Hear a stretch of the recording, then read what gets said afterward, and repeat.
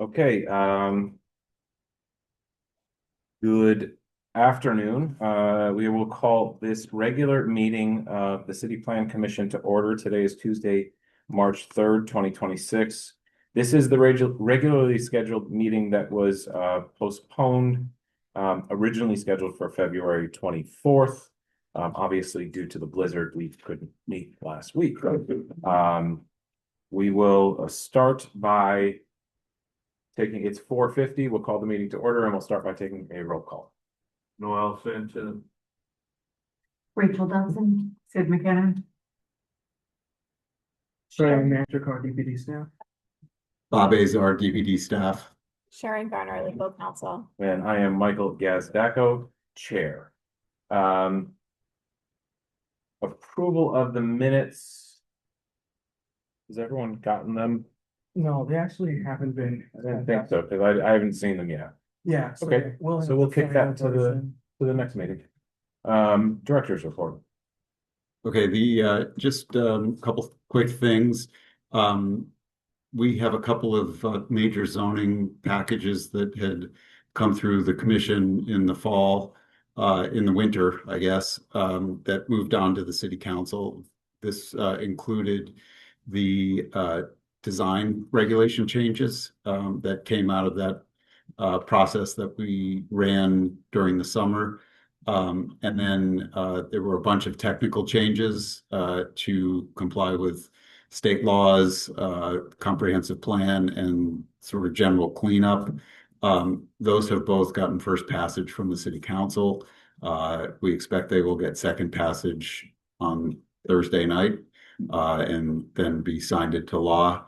This is great for us. It'll keep our ordinance up to date and implement even more of the things that we said we were going to do in the comprehensive plan.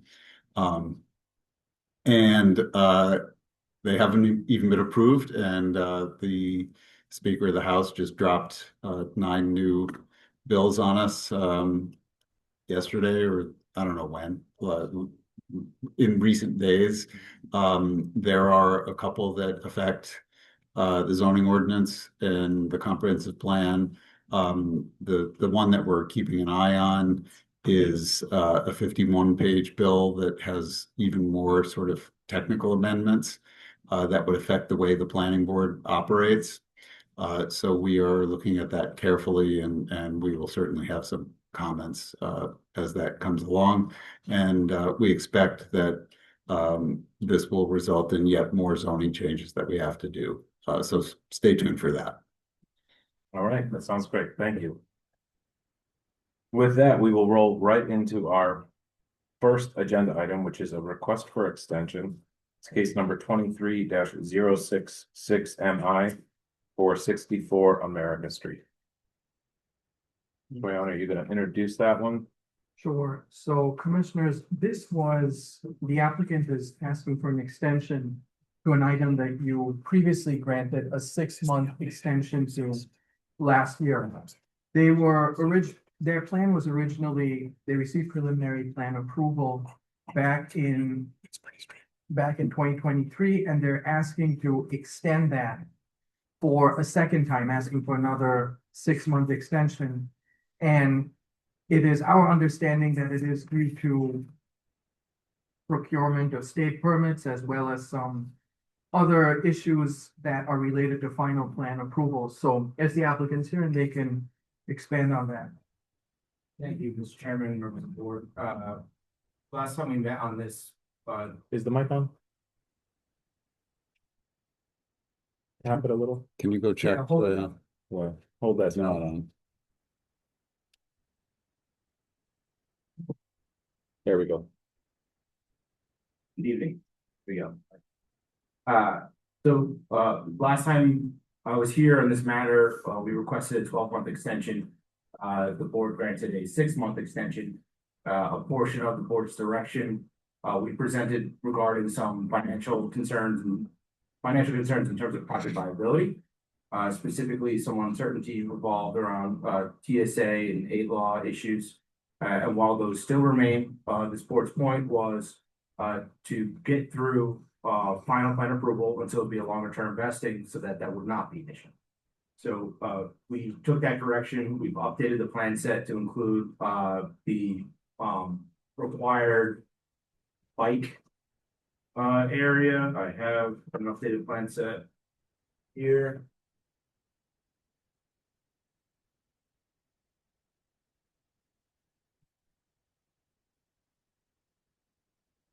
The edit is specific to page 3. You'll see the bicycle parking as required by the preliminary plan approval. We also have a follow-up meeting with the city. We've also submitted the prop water, and we've partially submitted to NBC. Part of our meeting with the city, we did drop a concept that was also designed to address some of the financial viability of the project. We are not pursuing that change. So since the last time we've met, we've continued to pursue final plan approval. We have pursued it despite some viability concerns. We are committed to the project. We saw the Providence water change, but specific to NBC, NBC's changed its review process. This is something that I personally met with DPW about. It's a challenge that we are facing sort of across the board with these sorts of projects. 2 separate engineering firms, one specific to this project and one related to another project. They've had to change their scope and request additional funds in design period to deal with NBC's changes. So our projected timeline based on that is 4 additional weeks of design time, followed by 6 additional weeks for NBC review. There was some initial concern that DEM may need to be involved. We believe that issue's resolved and they do not need to be involved. So 4 weeks of design, 6 weeks of review, that puts us about 10 weeks out. 2 weeks for buffer time puts us about 12 weeks out. That 12 weeks, in order to get an extension before this board, you need to request it at least the full month in advance in order to catch the hearing timeline. That really brings us out to September, which is sort of the full year of our original request. We appreciate the fact that this board believed that we could get all these issues resolved and all this permitting completed within the 6-month time period. We have not been able to do that, but we have moved the project forward, moved it forward meaningfully in terms of decisions on what the final plan will look like. We're no longer pursuing financial solutions prior to completing the engineering applications to Prov Water and updating all the engineering to deal with the NBC changes. I have Kevin Diamond here, principal architect on the project. He can answer questions that are specific to these engineering concerns, but generally speaking, we're requesting for the 6-month continuance to complete the process that we've already sort of embarked upon with NBC. Yeah, Mr. Chair, I might add that in conversations with the applicant, the original stormwater approach here was to kind of use downspouts and green space. And Narragansett Bay Commission it's not the most transparent process when it comes to what they actually require. It's kind of a case-by-case basis. It depends on the particular location, the existing conditions, the sewer infrastructure that's there. And from what I understand, based on the correspondence I've seen between the applicant and the Narragansett Bay Commission and their engineer, NBC is asking for much more of a engineered solution here. And that's different from what we've seen on a bunch of other sites. So it seems to me that this is a legitimate request based on not something they've done necessarily, but what's been imposed on them from Narragansett Bay. Thank you. Thank you for confirming that. I know I was the one who probably put forward the 6 months. I remember the last time because you were so close to it, and I didn't think you needed a year. it's good to see that you're still working in good faith to get this across the finish line.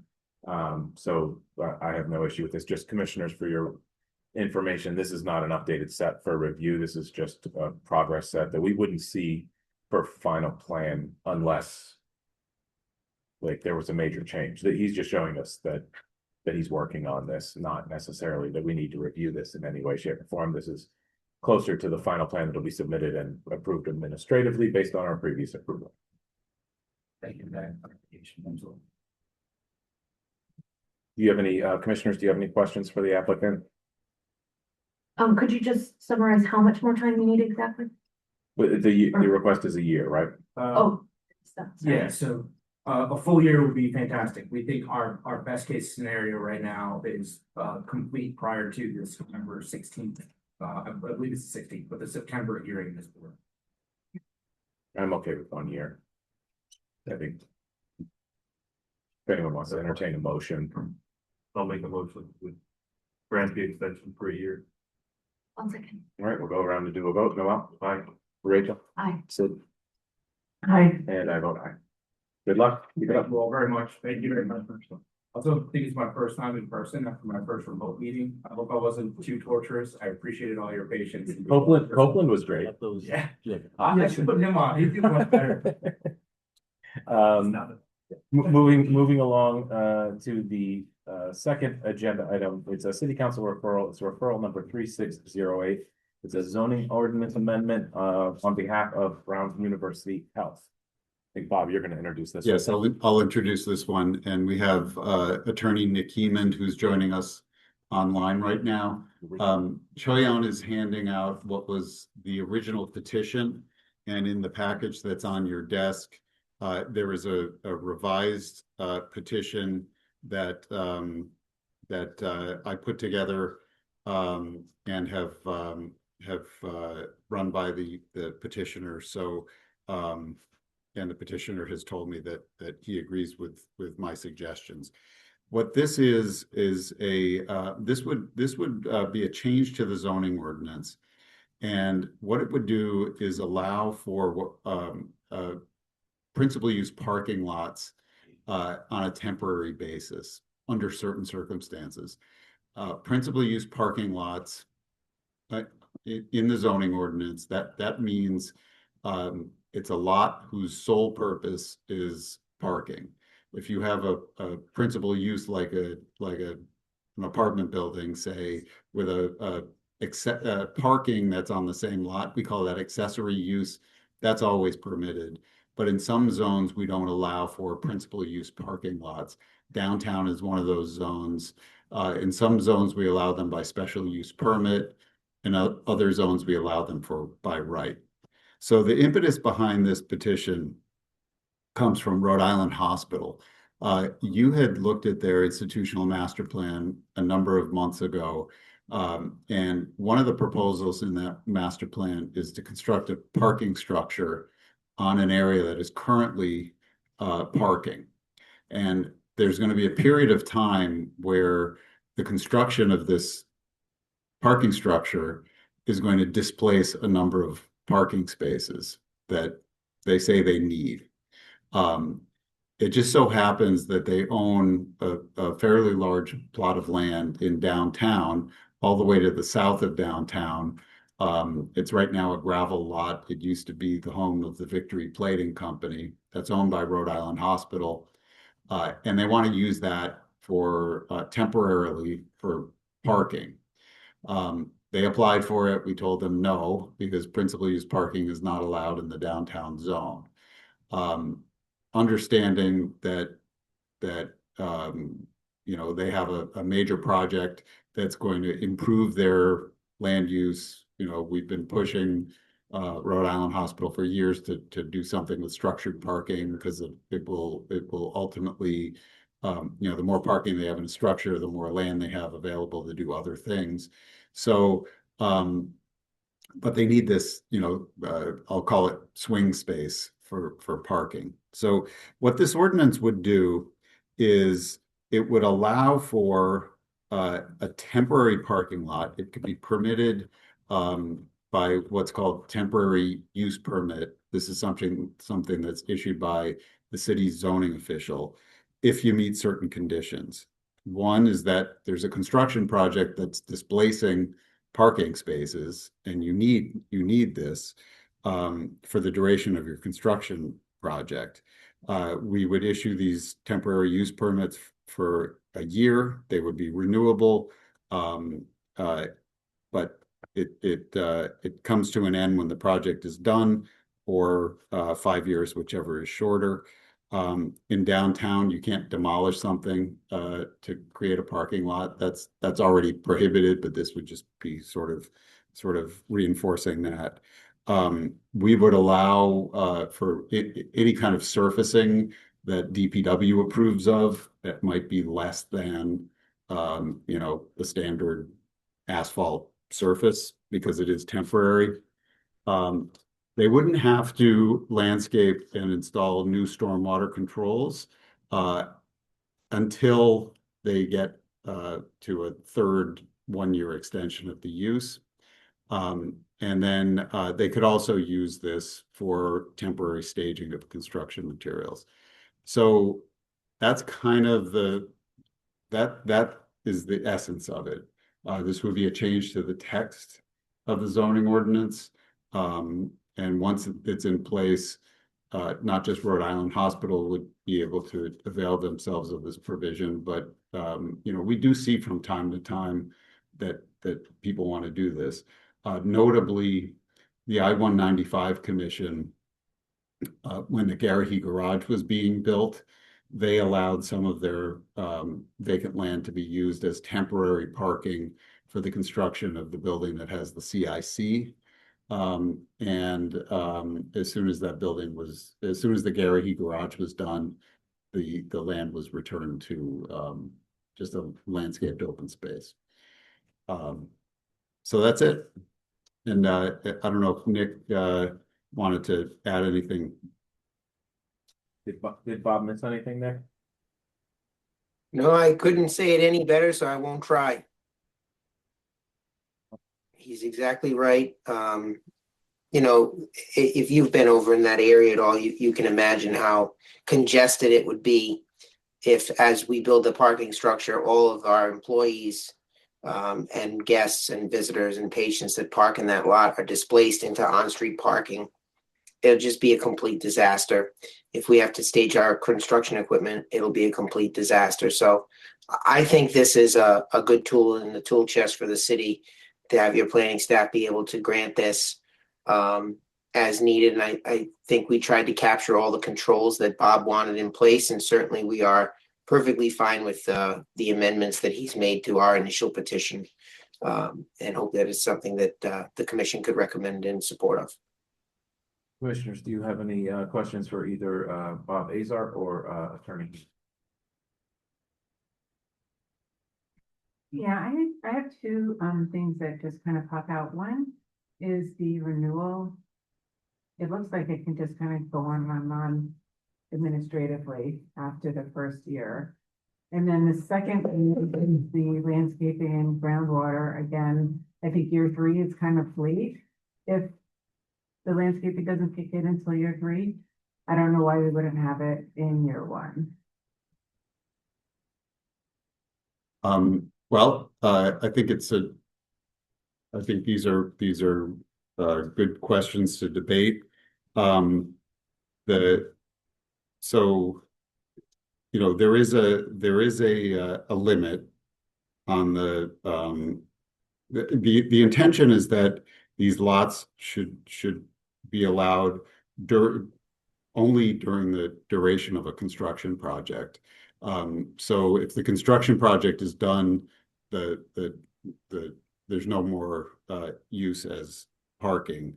5 years is kind of like the outside for a project. Sometimes projects get delayed, but after 5 years and the project still hasn't finished, I think you can assume that it's stalled out, and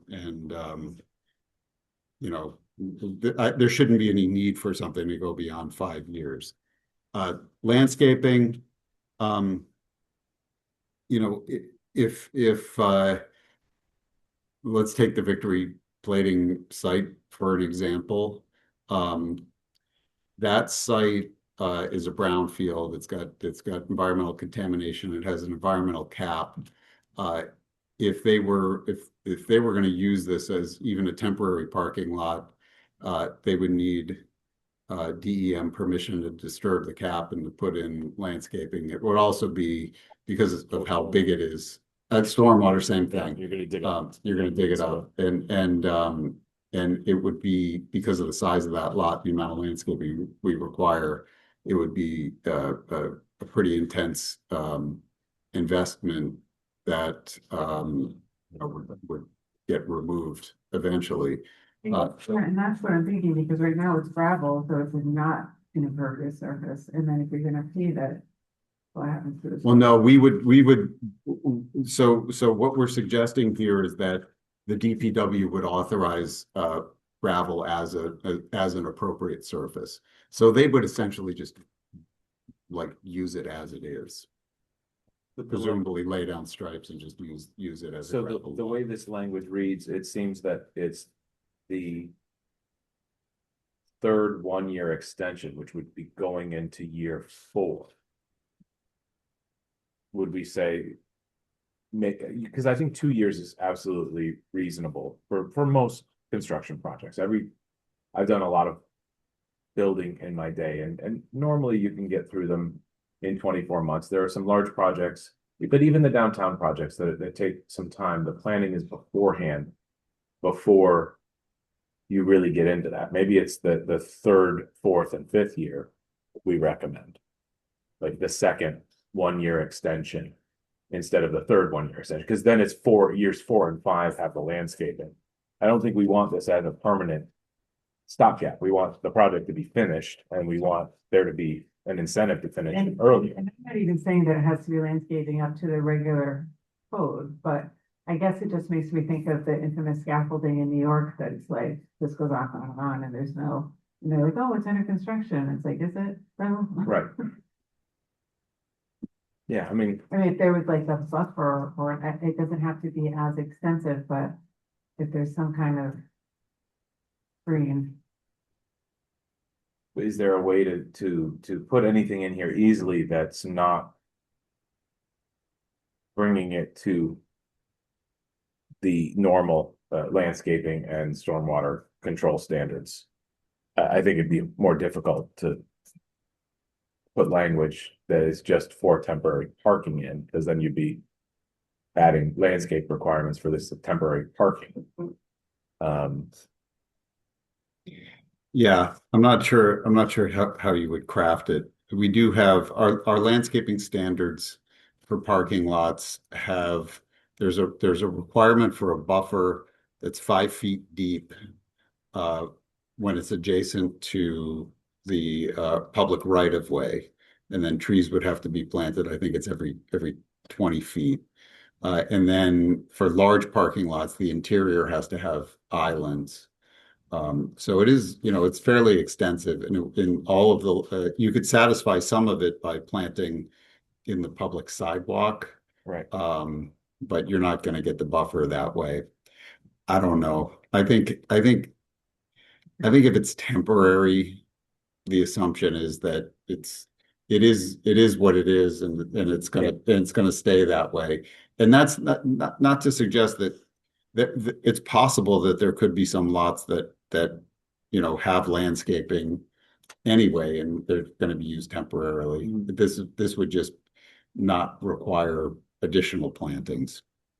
I understand where you're coming from. I guess what I'm saying is that I would like something that would encourage the developer to keep moving, and I think maybe like what you were saying about the year 3 rather than the year 4 would be part of that, but I just know that sometimes things slow down, and if we don't have things in place to keep them incentivized to finish. Attorney Heeman, how long do you anticipate these parking garage structure is going to take to construct? I mean, obviously, we don't think our particular project is going to take more than 18 to 24 months. We would expect that. When this topic came up, between Bob and I, when we were talking about what this should look like, I think I may have even said, look, at some point, I wouldn't blame you for wanting to see the land use controls, stormwater, landscaping to come up if people are using this as a way of kind of abusing the process, right? Too long, trying to get permanent parking by dragging it out. That's where the 5-time extension comes from, and that's where the 3-year limit comes from. I hesitate to say it because, whether it takes a little longer or the project, say we built another garage and we still had that time frame in there. We're doing that to do something that's consistent with the comp plan, right? We're replacing surface parking with structured parking. We can do that in a way that's not disruptive to the neighborhood because we have this victory plating site. Again, speaking only for Rhode Island Hospital. I think if you were to say it's 2 years to have flexibility, it would be a tremendous undertaking for us to do anything at victory plating to bring that site into conformity with landscaping and stormwater, just because of the environmental situation that Bob mentioned. Maybe having to come back before, whether it's the zoning board for relief or the planning commission, to justify why we shouldn't have to do it in year 3 instead of year 4. I think maybe that gives you some flexibility where you're not deterring someone from building a structured lot instead of using surface parking, with giving you folks the opportunity to make sure people aren't taking advantage of it or abusing it or milking it or what have you. A project that's supposed to be 24 months can easily become 26 or 27 or 25. So that's why I thought the 3 years was, when it came up, I agreed to it because I thought it was reasonable. But I think if you're going to shorten it, then I think there needs to be some language in there that creates some flexibility for someone to be able to come, whether it's to your staff or to you, to say, look, it's only going to be another 3 months. It's only going to be another 4 months. It's not going to be another 2 years, where it's then taking on that permanent role that is then, worthy of the type of investment you would need to get it up to the code.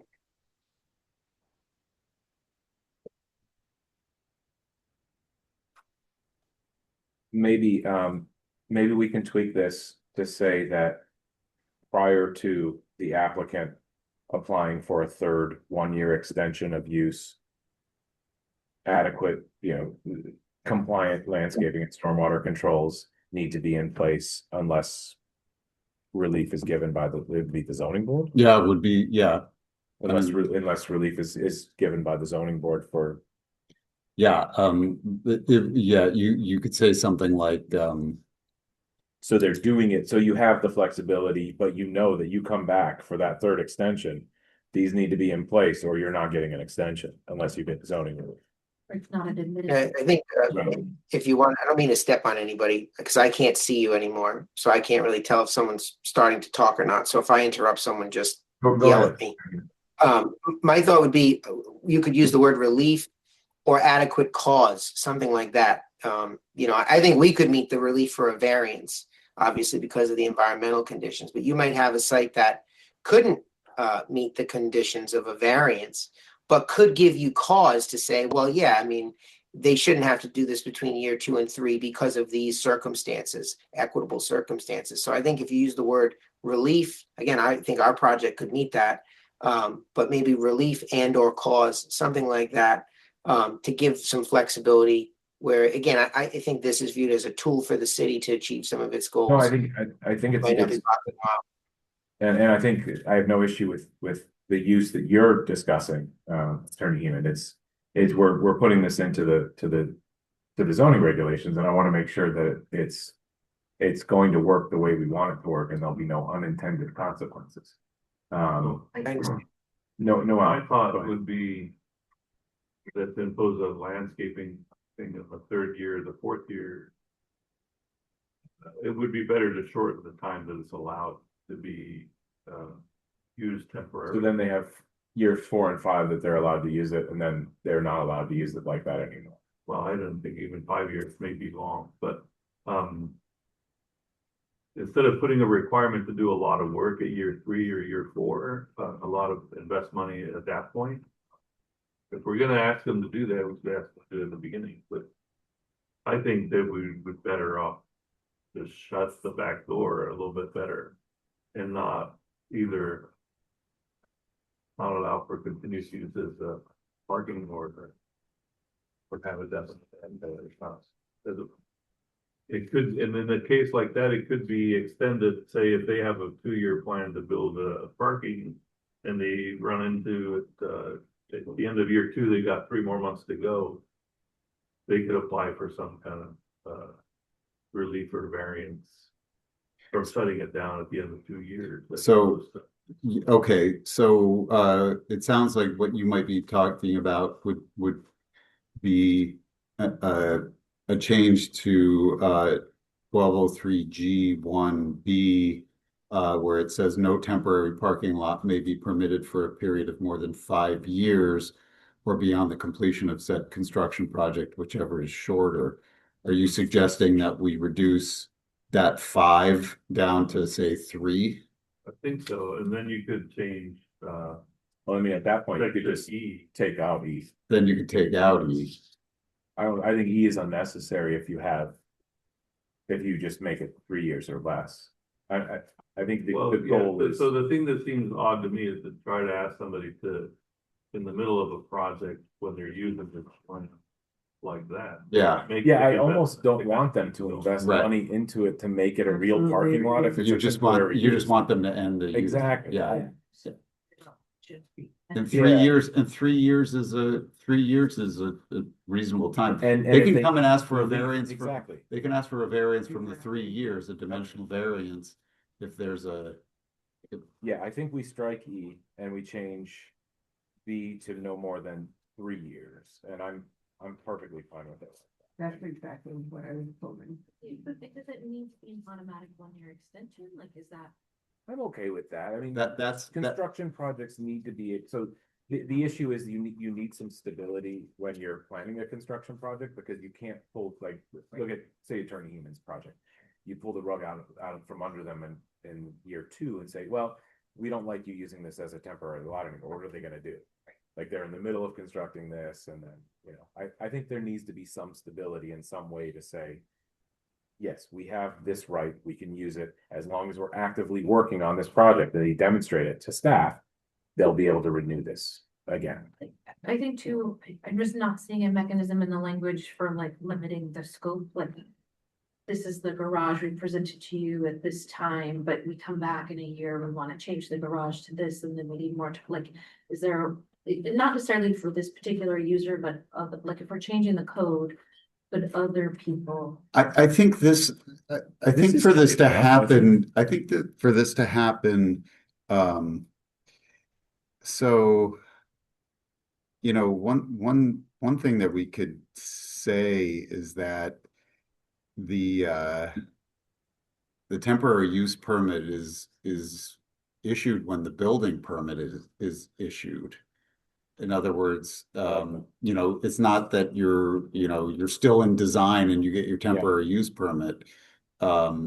You've done all the work, you've got a building permit, you're ready to go with your building permit. Defined scope of work. Yeah, you're breaking ground and you're displacing parking spaces at the same time. So yeah, there's not only a defined scope of work, but everybody's mobilized to start a construction project. And you can change completion to certificate of occupancy of the same. Yeah. So it's essentially attaching the permit To the construction to the project. construction project. And once that's closed out and completed, that would be either, closure of the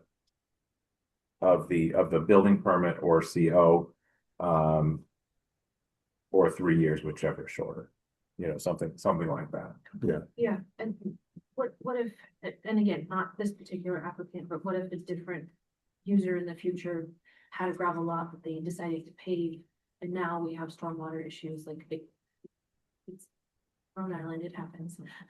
Yeah. Like, how do we adapt? Well, so paving requires zoning compliance. And so, I mean, that's Is that included under durable all-weather material? That's a interesting point. Surface with durable all-weather material. So Agree, because you know how we are here. We'll wake up and all of a sudden the last page and they're like, oh, wait, no, I had the thing and the. Yeah, And a exactly. building over We were here all at the and, beach on Labor Day. yeah, and and all of a come back. sudden it's. I do like tying it to the building permit, because then you're doing it for a specific use. Yeah. yeah, I mean, this is so it's an interesting point. If the lot that they want to use is grass, and then they want to use it temporarily You're gonna as have to scrape the parking. organics and at least gravel it, or Yeah, so it's going to be, and then that's like a permanent change, or Right. a long-term change. And then when the temporary lot is gone, it's going to presumably just stay just stay paved. Yeah.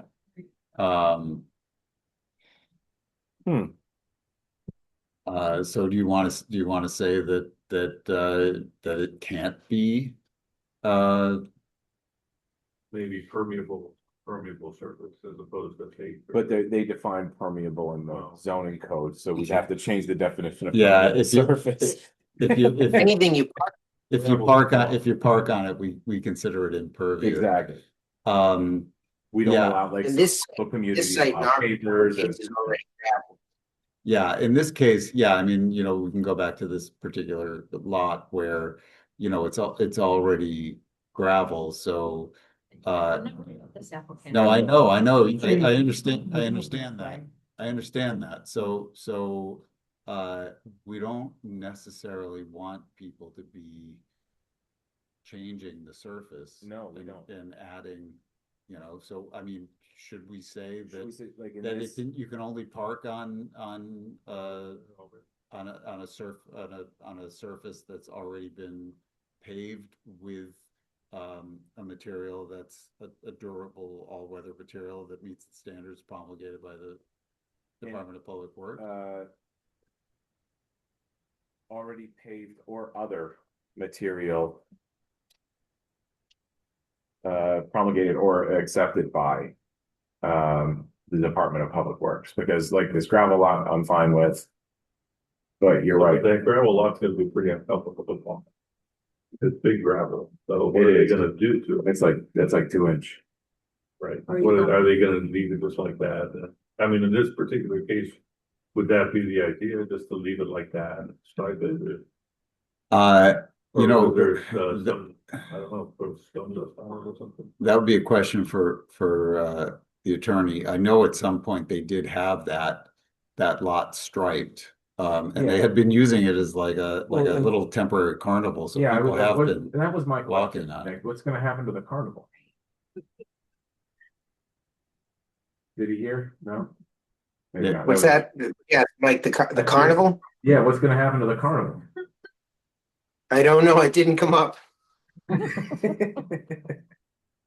Well, maybe on the weekend we can find somewhere else this is going to be mostly employees parking. Right. So, maybe we can find a way to keep that tradition alive. Obviously, I think we all hope that one day that carnival goes away because we have a real use for victory plating. Absolutely, absolutely. And this is, I think, the fourth client I've represented in 14 years that has owned it, maybe the third. And we've been involved in a lot of different discussions over the years of people that had exciting plans for the site that just haven't come to fruition. One thing I will say about this is, there were a few different ways that we thought about going about this. And there was a way, and is a way for us to have done this in a way that would have made it perhaps lawful and perhaps permanent. We've chosen not to go that way because we don't think that that's a good thing for the site in general. So, we intend to leave it gravel. I believe they intend to stripe it. We don't want it to have to be a condition that it be striped necessarily because we're going to have to use this thing pretty soon after it hopefully passes, or we come back. If it doesn't pass, then we're going to have to come in for some kind of a variance or something. But, there's a lot of time pressure on our end. because it took some time to get to agreement with the city as to how best to do this. The only other thing I would say is if you shorten it from 3 years to 5 years, I don't know that it distinguishes the use per project. You may have some, like this one may take 2 years to build the garage. 5 years from now, if the site's still in the same condition and they choose to put a garage, on another site there along Eddy Street or adjacent to the hospital, I don't know that you want to do it and rewrite this ordinance in a way that would say that you couldn't come back and use it for a new project, a legitimate new construction project to build a garage. So something to be mindful of. I think the way we're discussing it, tying it to a specific building permit would possibly open the door to that. Because if you have a permit to build this parking garage, you extinguish that use, you're no longer using it as a temporary parking. You go off a couple of years later, you do another project, you could technically use the same parcel again temporarily. So I think what we're all of these questions, these possibilities are coming up because of this discussion, and I think it's getting better. And it's not this project per se. It's anything in the future. I can think of 10 lots in the city just off the top of my head for somebody like, oh yeah, I'll temporarily put parking there. So I think what we've discussed is really good. I think B is 3 years in 1203G 1B. I think tying it somehow to the building permit, issuance of this tied to the building permit, and then 3 years or the completion of said project, closure of the building permit or certificate of occupancy. I do think somewhere in, maybe it's in C. I don't know if it's in C or D, if it works better, but using whatever surface area is present today, making sure that you can't take a grassy field and turn it into a temporary parking area without landscaping, without coming up to good code, right? Okay, so for maybe say for areas that are already paved, you're not going to be required to add landscaping and stormwater management. Right. But if you are adding new areas, if you're removing previously pervious area and introducing more pervious area, then stormwater and landscaping requirements will be required for the area of disturbance, just like what we say in the zoning ordinance today. Exactly. I think that's good. So let me ask one more. So there was no other way to get this to happen on that lot for this property, zone change, other than writing a change. Well,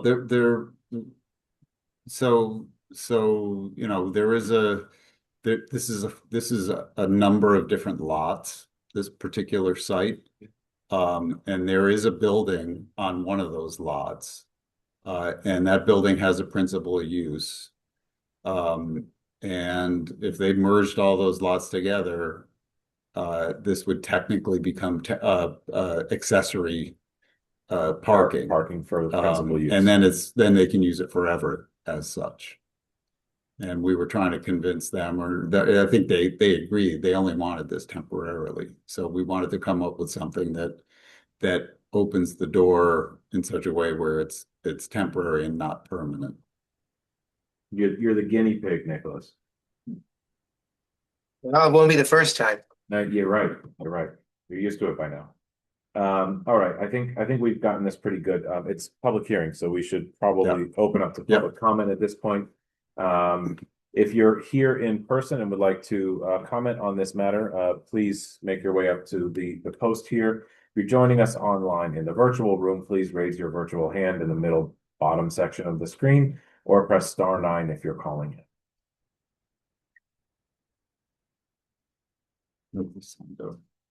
Nobody signed up and no one is raising their hand. So seeing no comment, we will close the public comment portion of this agenda item. Okay. I feel much better about this now. I think you have language ready to go. So if someone wanted to make a positive recommendation, move forward a motion to make a positive recommendation like we verbally discussed in this. We don't have to necessarily recite it. You have everything that we. I can just Okay. briefly summarize. So we would put language that say that that's tied to a particular building permit for a construction project. That we would change B on the first page to a period of 3 years or beyond the certificate of occupancy of the construction project, whichever is shorter. We would say that the parking would be allowed only on surfaces that are already paved, without installing landscaping and stormwater management. But if they're adding new areas of impervious surface, they would need stormwater and landscaping in accordance with zoning and any other city or state regulation. And then we would strike E. Okay, that looks good to me. And then stay, right? That could be- That Yeah. days. Yeah. I'll make a motion to. You can say so moved. That, so moved. There you go. All right, we'll go around and do a vote. Noel? Aye. Rachel? Aye. Sid? I, And I vote aye. Best of luck at city council, Nicholas. Thank you. Take care. With that. You know what, we don't have a quorum if I use the restroom, so let's take a 2-minute break. Yep. And we will come back at 5:38.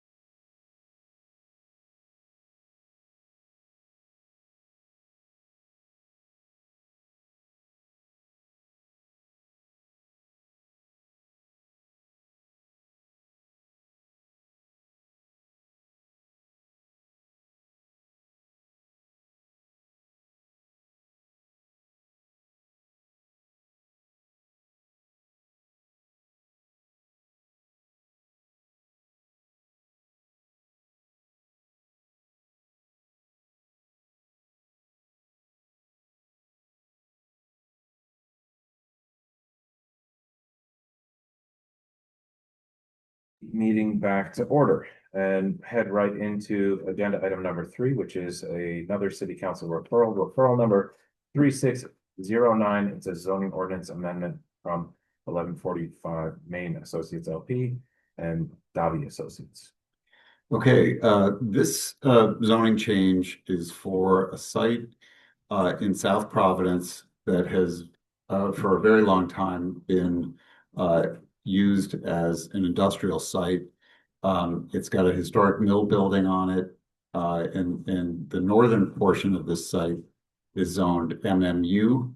The southern portion is in the residential zone, the R3 zone. And if they didn't plan to do anything, it could continue. It's been traditionally used as parking for the mill building. But the plan is that the applicants want to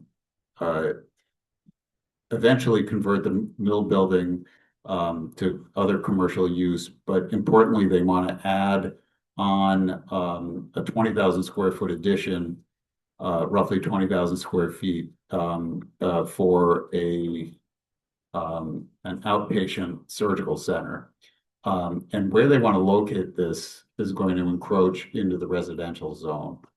And then the balance of the area to the south will still be used as parking.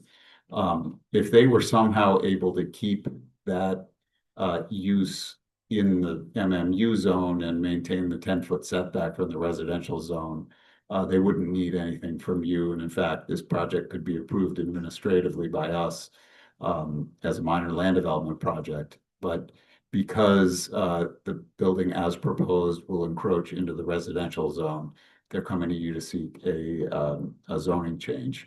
And I want to reiterate that not just this, most of this block, but also the block to the west, which has a lot of parking in the interior of the block, also in the residential zone, these areas have been used by a previous industrial operation for many decades by many use variances. As you know, we have moved away from use variances in the city, and this is one of those where the comprehensive plan specifically speaks to using zoning changes to legalize legacy uses that exist throughout the city. So I think with that, happy to turn it over to Attorney Morris, who It's on, I think. some of you, It's on. yeah, it's on. Yep. Yep. You just have to Good speak evening. right into. It's on. Yeah, it's on. You have Good to evening, talk right Mr. into- Chairman. Members of the board, for the record, my name is Kelly Morris Salvatore. I don't have a lot more to add. I think Bob did a great job of explaining the project. I mean, just generally speaking, this is going to be a great project for the city. It's going to provide more economic development. The site doesn't change much except for that extra, I think it's about 600 square feet in the southern end of that existing building, which is shown on the staff report, the yellow building. But the principal, Jason Sisto, is here if you have any questions about the project. But again, I think this is pretty straightforward and will provide a good benefit to the city. Even on, I don't know if you're familiar with, but even on Google Maps, it's obvious that the other house-like structures on the corner of Temple and Potters are commercial use. You can see like in the windows, there's shelves and boxes. There's no semblance of residential use in those structures, Right. even though they appear to be houses. It's obviously a commercial use there. Commissioners, do you have any questions to be added? I think it's pretty straightforward. I'm remembering all of these things because I prepared for the meeting last week and then I didn't look at these items for a week. So I'm like, oh yeah, I remember. I looked at this. All right. This is a public hearing, so we will open up public comment. If there's anyone here in the room who wishes to speak on this item, please raise your hand or come up to the pole behind us. If you're joining us in the virtual, please raise your virtual hand or press *9 if you're calling in.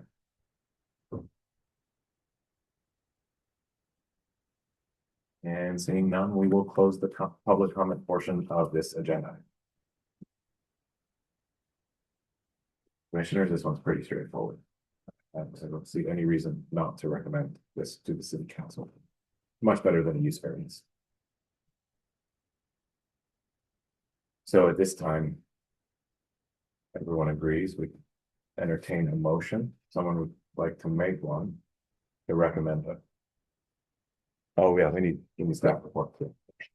Well, just, the staff report is very simple. That this is consistent with the comprehensive plan, as I discussed, about taking legacy uses and bringing them into conformance. This is also directly adjacent to the business mixed use development, and the comprehensive plan says that you are allowed to make zoning changes when you're on the border of two different land use designations. So if you make a motion, it would be finding consistency with the comprehensive plan and the purposes of zoning as per the staff report. It did feel like we already read it because we discussed all of that, but it's good to get it on the record. So if you are to make a motion, make it as such.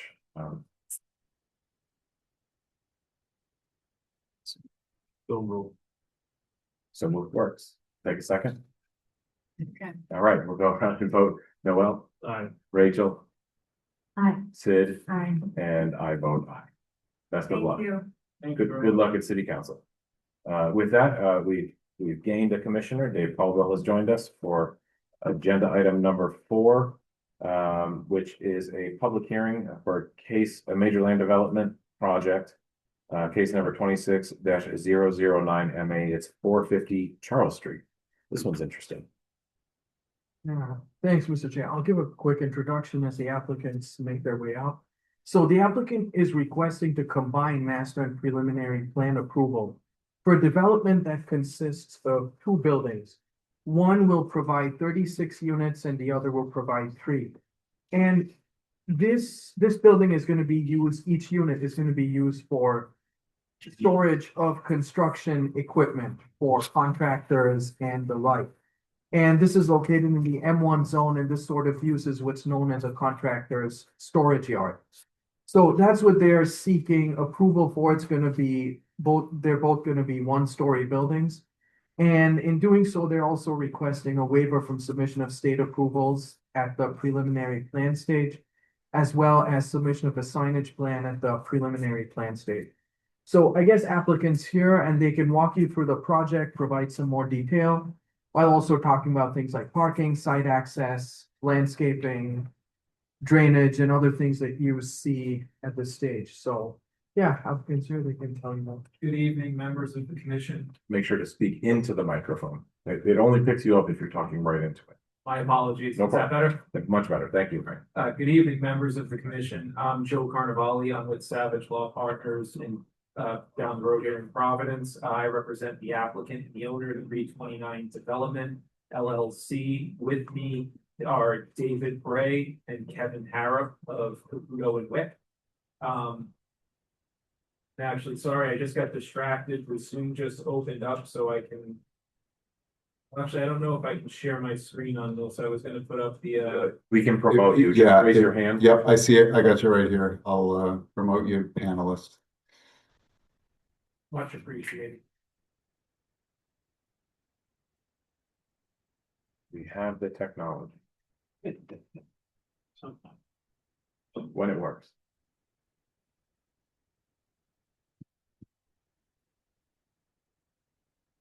Okay. So on the screen, that's just the cover sheet of the plan set that was prepared by Caputo and Wick, and that's our rendering of what we're anticipating for this building now. This property is located at 456 Charles Street, nearby to the post office on Corliss, the nearby Home Depot, and the Walmart as well. These are, as Troyan said, there's 2 parcels here. We have assessment class 76, lots 529 and 530. As I'm showing on my screen is the existing condition of the site, right where I'm moving the cursor. That's the current lot boundary line between these 2 parcels. The 2 parcels combined are plus or minus 125,593 square feet. And by way of brief history, over the past 2 decades that my client has owned the property, he has evaluated and considered other forms of development. There were 2 prior development proposals in 2003 and 2006, which were actually for hotel developments that were approved previously by the city and by RIDEM. So I would suggest that suitability for commercial development, vehicular access, utility capacity was established on the past at this site. And the development that we are contemplating and putting before you this evening is certainly not a 117 hotel with restaurant and conference space and what have you.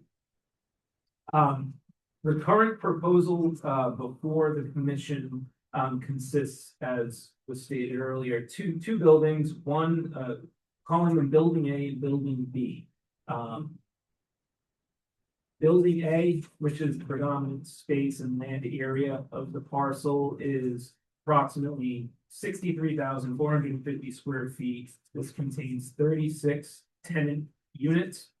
Building B on the north side of the parcel here is approximately 4,500 square feet and would contain 3 tenant units.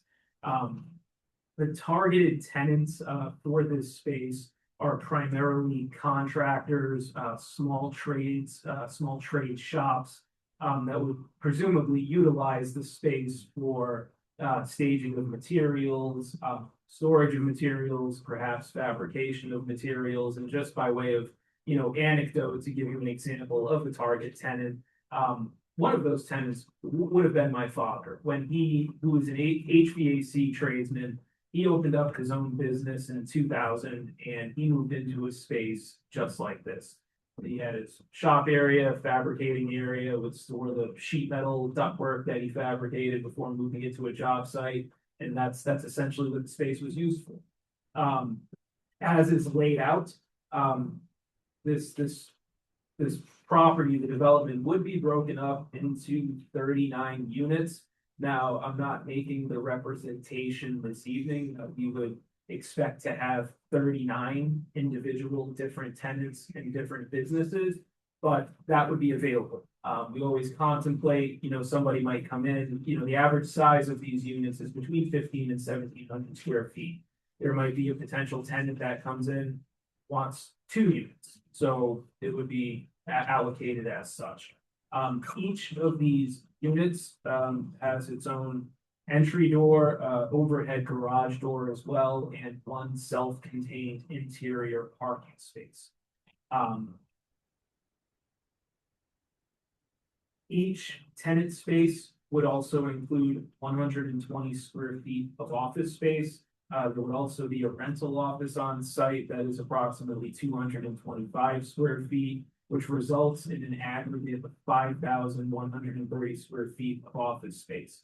Based on the zoning regulations providing for on-site parking, we would be required to have 10 on-site parking spots. And here in this plan, we have 12 exterior parking spaces.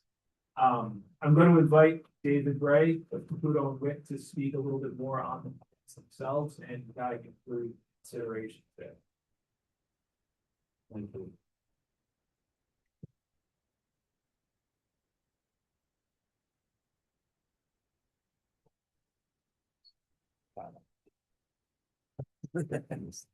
So we've designed a drainage system for this and the traffic circulation and whatnot.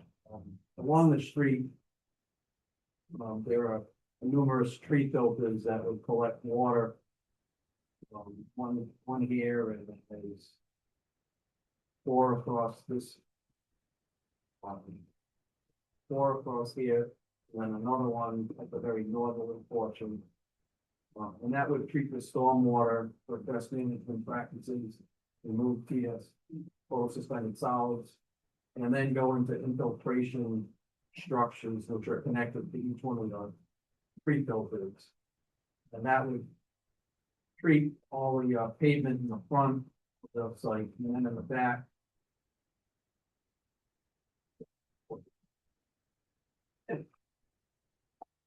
Now in the back, there's these dry well, infiltration dry wells in the back here and along the side.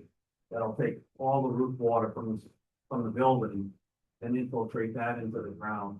There's a small portion of the stormwater that will overflow, and there's a retaining wall in the back here, and then it will overflow through a pipe into these lineal level spreaders that would allow the stormwater to precipitate slowly towards the river. There's 2 storm scepter structures that will capture stormwater and treat that and release it into those areas as well. We have all the things going again.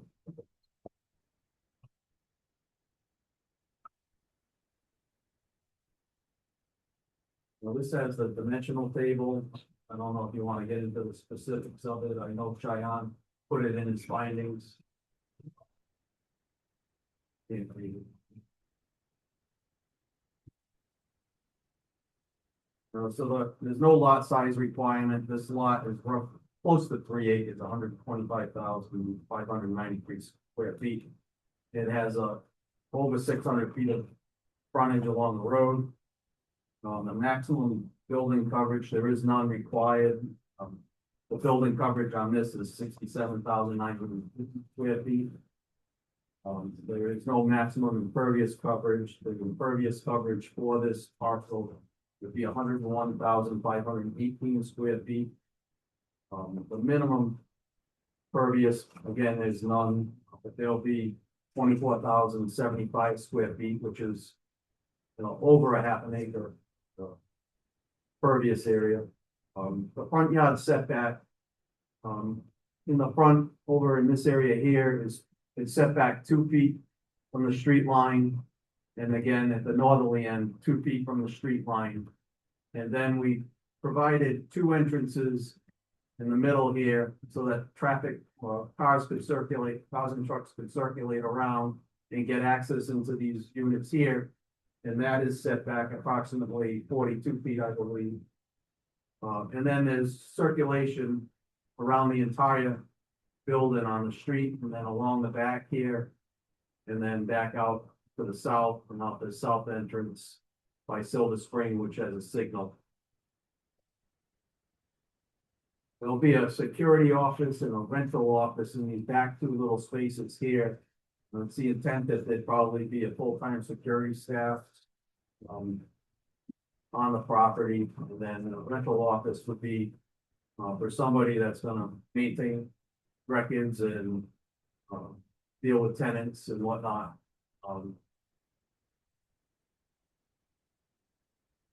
We meet the side yard requirement. There is none for the M1 zone, but where it abuts a residential zone, it's 10 feet.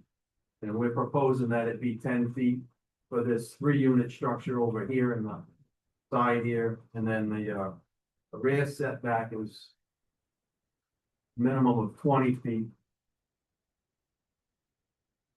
at the rear zone, for a residential zone. And I think the table might be incorrect, but it says 22 feet right here. It's actually, I think, 33 feet, and I have it correctly now. The maximum height in this zone is 75 feet. It's all a 1-story structure, and it is about 30 feet high, a little plus or minus a foot or so. The smaller, the 3-unit structure is actually lower than that. It's gonna have the similar roof line that you would be looking at from Charles Street.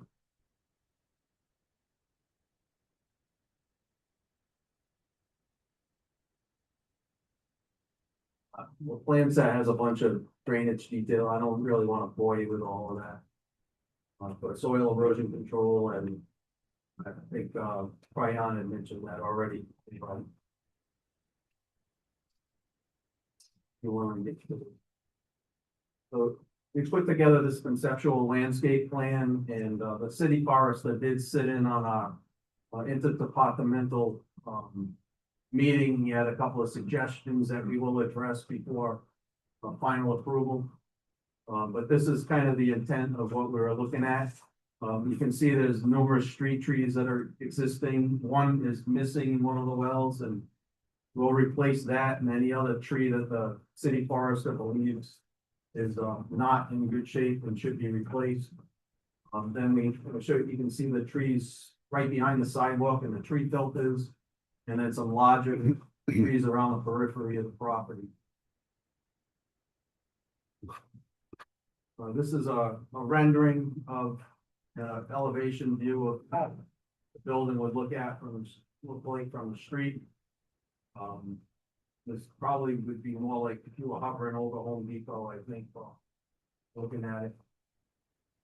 And then, this middle section right here would probably be right in here, would be about what it would look like at that 3-unit building in the back, and the roof would be slightly lower. But because it wouldn't be as wide, it'd only be half that height.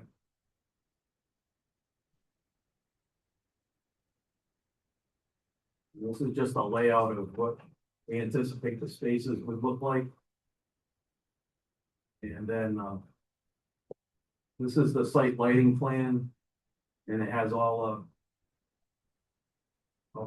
for better, for lack of a better term, I'll call it the contours of the foot candles of the light. This projects from the building. They'll all be mounted on the building. There'll be no light overflow onto the residential high-rise property next door.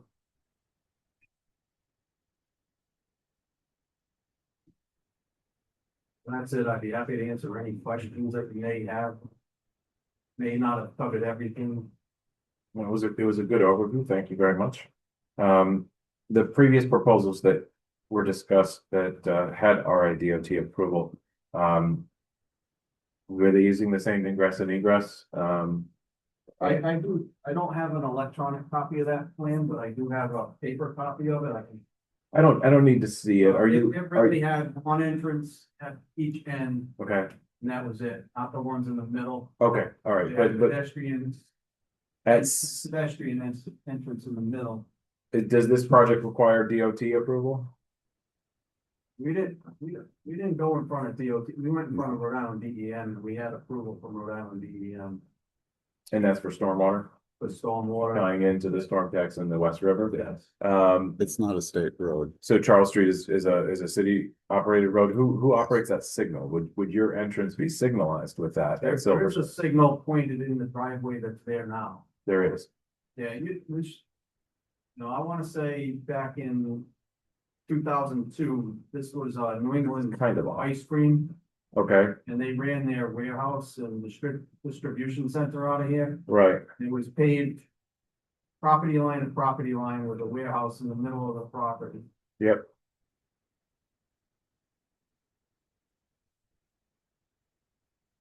I don't see any signals going back. It's at Silver There's Silver Spring. Spring, yeah, Yeah. Uh, is there? I don't see it. I don't see any going back towards your property in Silver Spring. I see it at the other directions, the other three. I could be mistaken. I don't see It's anything been a while pointing since I've driven towards that end. the subject property. Yeah. And I think that would probably be prudent to tie into that signal, considering, And so what we expect in the morning during the peak time, we expect 9 vehicles to enter and 3 to leave during the peak hour. And then vice versa at the end of the day. mhm. When we had the hotel project, traffic study that we had them, just pull up.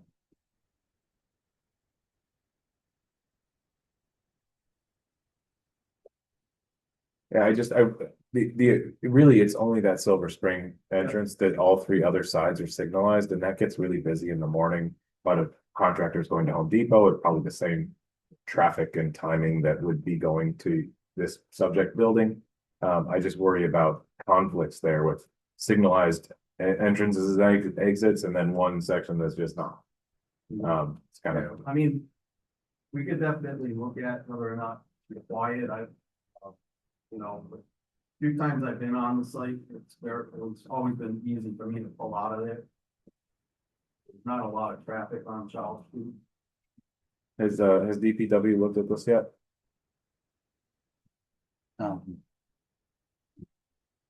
Yeah. They were in interdepartmental review. They were? Yeah.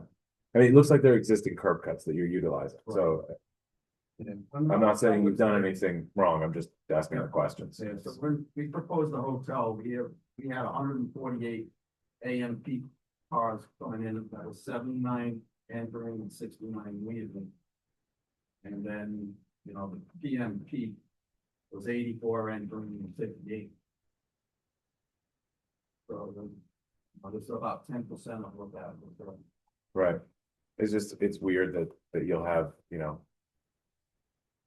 3 of these 4 sides. that are signalized and one not. It just makes for an awkward intersection and awkward conflicts. We can definitely talk with DPW if they want us to add it in. They could correspond, I'm sure, with Silver Spring. And then DEM, you said you have DEM approval or you're We waiting? had it for the hotel project. but- We don't have it for this yet. Okay, State regulations have kind of been swinging and changing. At one point, you needed to have master plan before you could submit it. I just learned that about a month ago, so. And also speaking of DM, can you talk about what waivers, what state bodies you need waivers from and where you stand in that process? So I don't think we're gonna need any waivers. I think all we need is a wetland stormwater permit from around the but you're requesting waivers from state approvals so that we can combine stages, master and preliminary. So you're waiting for DEM wetlands and DEM stormwater? correct. Are those the only state approvals you required? That's all we believe we I require. think that's what Joanne was asking. Commissioners, I feel like I'm holding court here.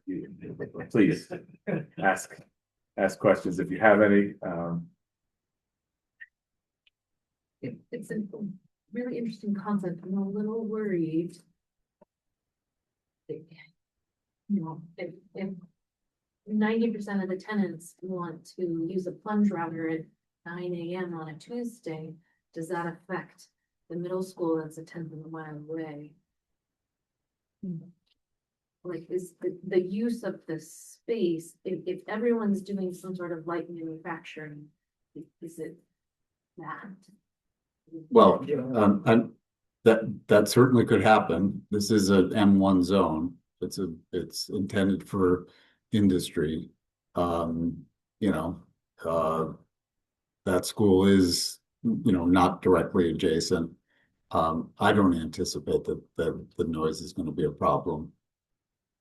I've seen buildings like this, set up like this. I'm sure you have Noel as well, maybe Dave. They're pretty common and they're actually really useful. Yeah. For a certain, and I don't think it's a place where a lot of work happens. They're not necessarily workshops, no. Sometimes they are, but not necessarily. More it's storage, staging, equipment, But the work supplies, the little office, maybe, things like that. No, that's in my experience. That's really my only concern, is that there are times when it could be definitely manufacturing. Yeah, and I know it's in the zone. It is. It is in the That's zone, where yeah. we want it. Yeah, but it's almost like a density that if it was a single manufacturing, that would be different. Right. A bunch of people with the doors open, running equipment. Well, there are noise ordinances, but they'd have to comply with noise ordinances, so it's of the decibel level. That is enforceable. Yeah, I think that's my only kind of question or concern in the traffic, especially with the school up the street. So. Yeah, the amount of trips I'm not really concerned about because it's gonna be negligible on that street. It's more just that intersection. The other three entrances and exits, no concern whatsoever. It's that Silver Spring one. It's just a little awkward because I just see conflicts. Commissioner? Anything else? Well, let's hear the staff report. Sure, thanks, Mr. Chairman. The applicant spoke about the project, they spoke about parking, landscaping, drainage, and their request for waivers. And we should also add that they did include a lighting plan, which showed no light trespass on the neighboring properties as well. So moving on, we do find this to be consistent with the comprehensive plan, given that this area is intended for located within the business industrial land use designation, and this sort of development would be characteristic of that designation. Then this does conform to the zoning ordinance with use, dimension, parking, landscaping, and lighting. We don't foresee a negative environmental impact.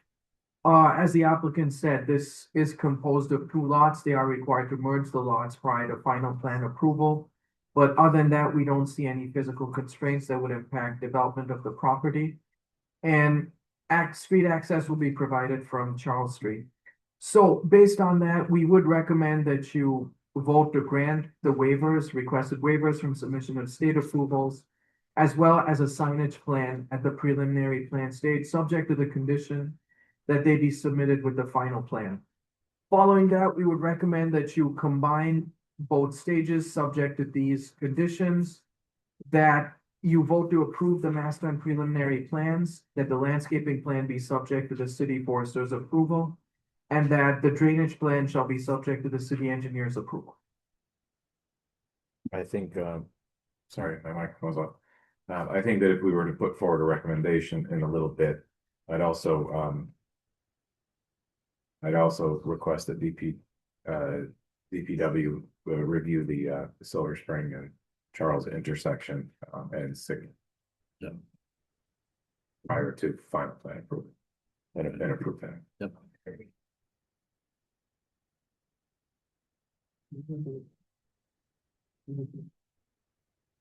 The DPW to review and approve signal operation and intersection movements for the Charles and Silver Spring intersection. And the exit offices in this. Yeah, this driveway is odd. It is. The way it comes out after the stop bar, it sort of implies that somebody coming out of there could move without needing a signal, while other people either are allowed to move or not allowed to move. Right. Just potential conflicts. All right, so then with that, this is a public hearing. At this time, we will open up to public comment. If there's anyone here in the room, please raise your hand or come up to the pole. And if you're joining us in our virtual room, please press *9 or raise your virtual hand.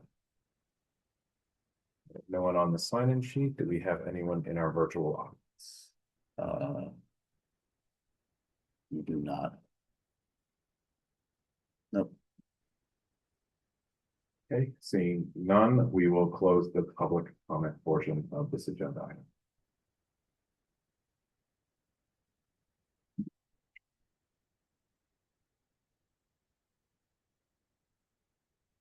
What are the thoughts here, commissioners? I kind of like this problem. It's a little different. Oh, contractor condo? Yeah. Yeah. Wanskuck Industrial Park is all over the place. Yeah. The only thing that's different, I would echo the chair's concern that this would be a place, say, if you did have a small business HVAC shop, you would get deliveries of sheet metal and here and you fabricate it. It's not where you get manifolds, so both get delivered, storage, they fab a little bit and bring out to the construction site. Yeah. Why I bring that up, it's, you know, I've been looking at the historical Google pictures here when it's an ice cream facility. The entrance and exit's a little awkward, so I do think we do need, I'm in favor of it. I think it's a great concept and it's a great spot. Just the delivery piece and the traffic flow might be something that requires just a bit more oversight or perhaps study here due to the nature of the facility. You're gonna get deliveries up there and some big stuff. That's all. Yeah. But other than that, I think it's great. Yeah, and I think that proposed recommendation for DPW review is warranted. Anything else? Just a quick question for the applicant. What do you do? Are there dumpsters on site or do people taking all of their trash loads? Yes, there is a dumpster on the west side of the 3-unit building. Our screen sharing was turned off. When I was directly to plan set. Yeah. Shows it.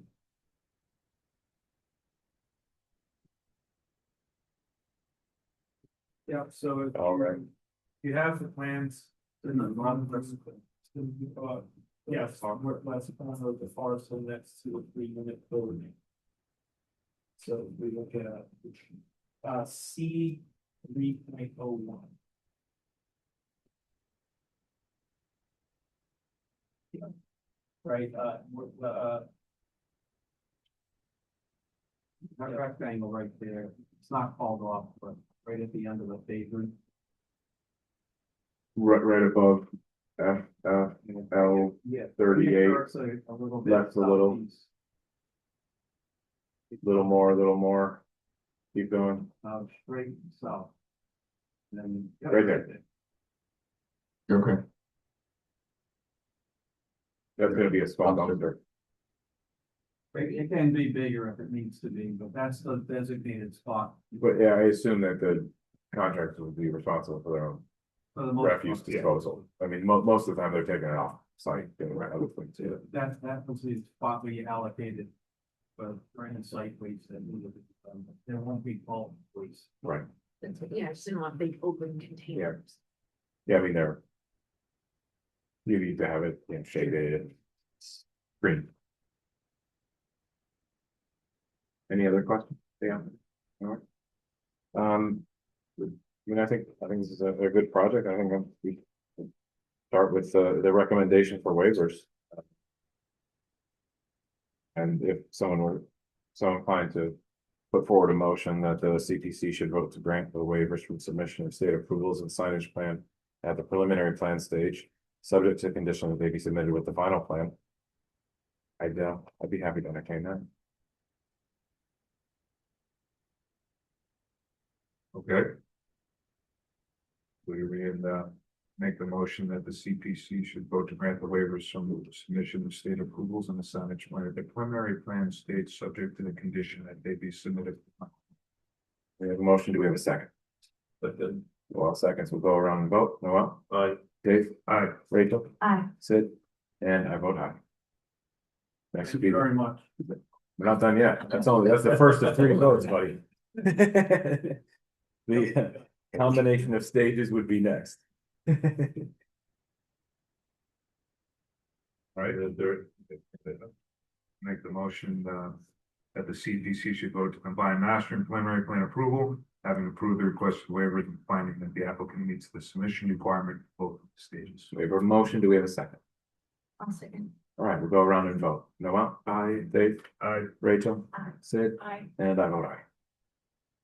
Next would be the land development project. And if there were a motion put forward, it would be, based on the testimony, the submission, and the discussion. And the material in the staff report, that the CPC should vote to approve the master and preliminary plan subject to the landscaping plan approved by the city forester prior to final plan approval. The drainage plan shall be subject to the city engineer's approval, and that DPW should review the signal at Silver Spring and Charles Street and the entrance and exits and traffic surrounding this project. So, All right, we have a motion. Do we have a second? Second. All right, we'll go around and vote. Noel? Aye. Dave? Aye. Rachel? Aye. Sid? And I vote aye. Now you're. Now he's good. Yes. Thank you very much. Thank you, Eric. Thank you. Thank you. Appreciate your time. Best of luck. All right, so with that, should we break or want to go forward?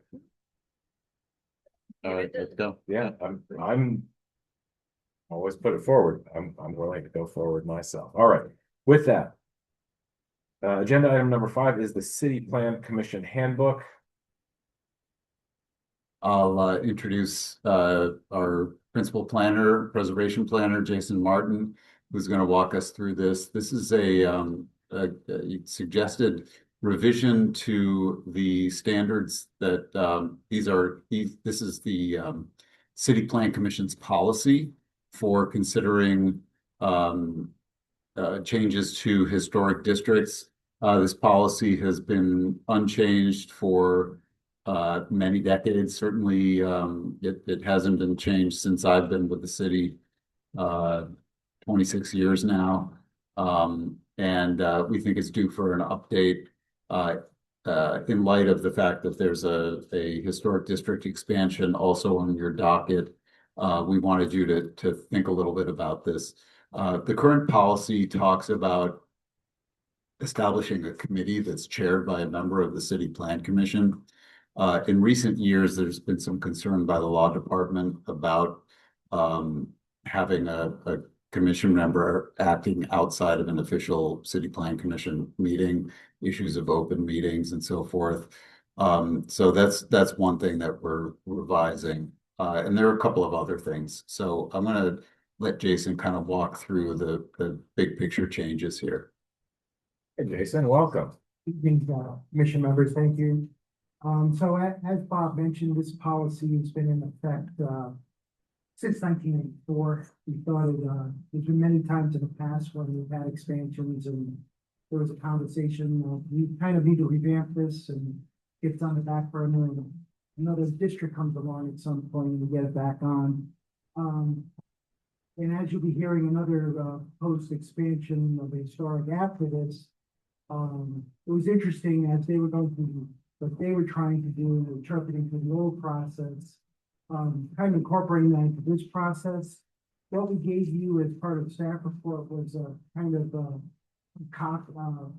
clean version of the policy and a track changes version of the policy. What you might notice about that is the actual criteria, the purpose of why we have districts, boundaries, all of those things hasn't really changed at all.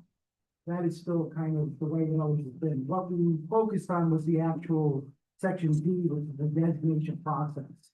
I think this document used to be something like 12 pages long or something like that at one point. And so we removed a lot of the processes. The way this process worked before is petition was submitted. Actually, the way the process worked is an application was submitted. We didn't have an application. So then it became the petition itself submitted to the council by someone, the counselor, the Recreation Society, a nonprofit, an individual. That would in essence be construed as an application. It would go through then into the city clerk, come over to you all for a referral as there was an ordinance change at that point. Then what would happen was that this committee would be set up to evaluate whether or not the area proposed met the criteria for being a development. So I think the big thing we did there is say that we've got the ability internally to decide, that this area is valid enough that it meets the criteria. All of our local historic districts are within National Register districts. So again, the one you'll see later today is another, it's the same instance. So people typically are working off of areas that have already been decided on a federal level are of significance to the state and the area or the country. So we did that where in essence, we encouraged people to, first of all, talk to the planning department about what they want to do, so that we can kind of advise them on what to set up, what areas for those to be, and that it would be that in essence it would be decided by the planning department staff and preservation planner that this meets the criteria. And we would kind of do away with that whole subcommittee process that was kind of a little bit concerning from the council's point of view. So part of what they're doing still is so in consultation now with the preservation planner, they would establish a boundary area. They would prepare documentation that shows how it meets it. They would hold public meetings within that area. They'd seek support from the city council rep, which in this case, this is actually sponsored by the councilor of this area. They get signatures from property owners, prepare the draft ordinance. We would help them and notices that happen. There's supporting documentation. The big kind of cost with creating a local historic district is the big ask is to do a survey of the area. In the instance of the area you're going to see later on after this, we're talking 31 buildings. It's not a big area to kind of survey and document. Some of the other areas, the expansion of the armory area was over 200 buildings. So that's a much bigger ask, things like that. So that can sometimes cause, what happens is there's a state survey that exists from the state level. They like us to update their forms, take some fresh photos, they get copies of all of this. We also use it as a baseline for understanding when districts are created, the buildings at that point are designated at that time at a certain base. People might think like, we're going to tell them you have to remove all your siding, and that's not what we do. You're kind of grandfathered in from where you exist. So obviously you need a set of photos to understand that. This can sometimes take some time to do. So sometimes it's with the documentation we're seeing, sometimes it's not. But again, usually quite manageable. And then there's a recommendation for the appropriate level of protection for the districts. Most of the districts that are residential follow the commission's normal standards and guidelines. If a community wanted to, they could talk about a different set of guidelines that might allow some things, things we call preservation lighting circles and things like that, but typically we do that. So then we come back, what would happen is this all happens and they come back usually through me, through the preservation planner to this meeting, like, again, we're going to see after this, where there's a report given that this is happening, this is happening, there's signatures, there's meetings, there's a map, there's survey, all this information is complete. You then, and then it's up to you to decide whether or not you want to make a positive recommendation to the council. Goes off to the council at that point, and then it becomes a typical zoning change council process, only the committee on ordinances, public hearings, eventually out to council, 2 votes, mayor's signature, along with any required notices. We do notice, for these meetings here, we do notice the actual people who are on the list. But obviously, once it gets to the council level, they're going to notice those people as well as the 200-foot radius that's required as part of it. And for the most part, I think that's it. I haven't seen anything in quite some time come before us for text changes that reference Providence 2000. Yeah. So that is how old this is. This all makes absolute sense. Streamline, clean it up. Thank you for giving us the detail. Commissioners, do you have questions about this? I've been reviewing it for a while already. I just want to say hi, Jason, and thank you. This is great job striking out so much unnecessary stuff, and it's so important, I think, as we move forward to keep creating historic districts as the goalpost moves for what is historic. And I think that it was just such a burden the way that it was outlined, and we're just living in different times. And honestly, you've really done a great job. So I appreciate your work. I'll second that. All right, you're here. Well, just out of an abundance of caution, we'll get some public comments on this. I don't know if it's necessary or not, but I think it's good practice. Yep. Is anyone here in the physical room who wishes to speak on this matter?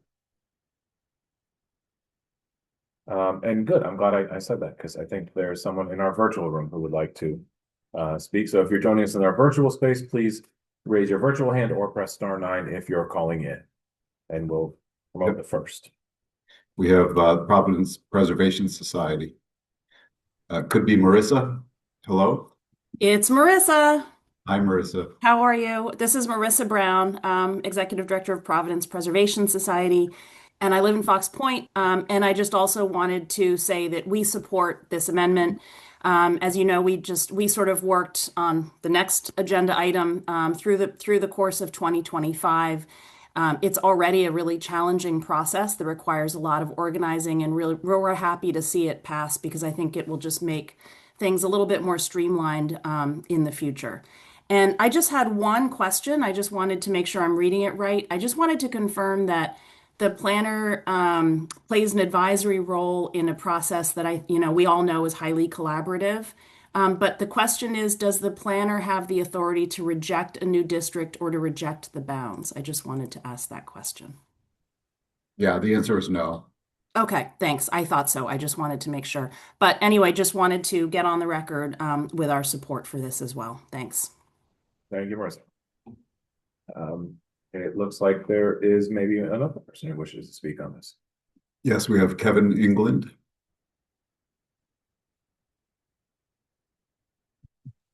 I live at 19 Newport Street, and I'll be probably talking to you on the next issue.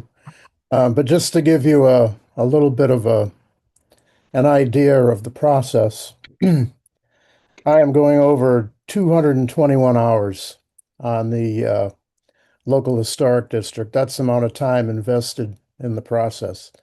It is a very time intensive, and we're at the planning commission stage and haven't even gone to city council.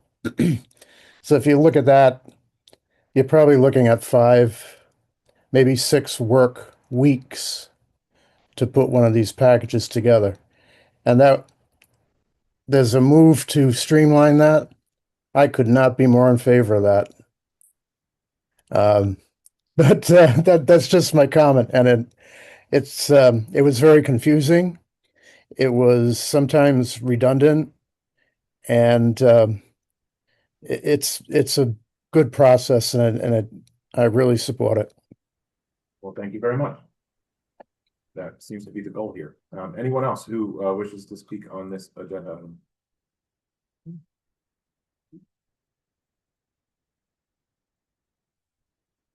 Please, Jason's going to use the microphone.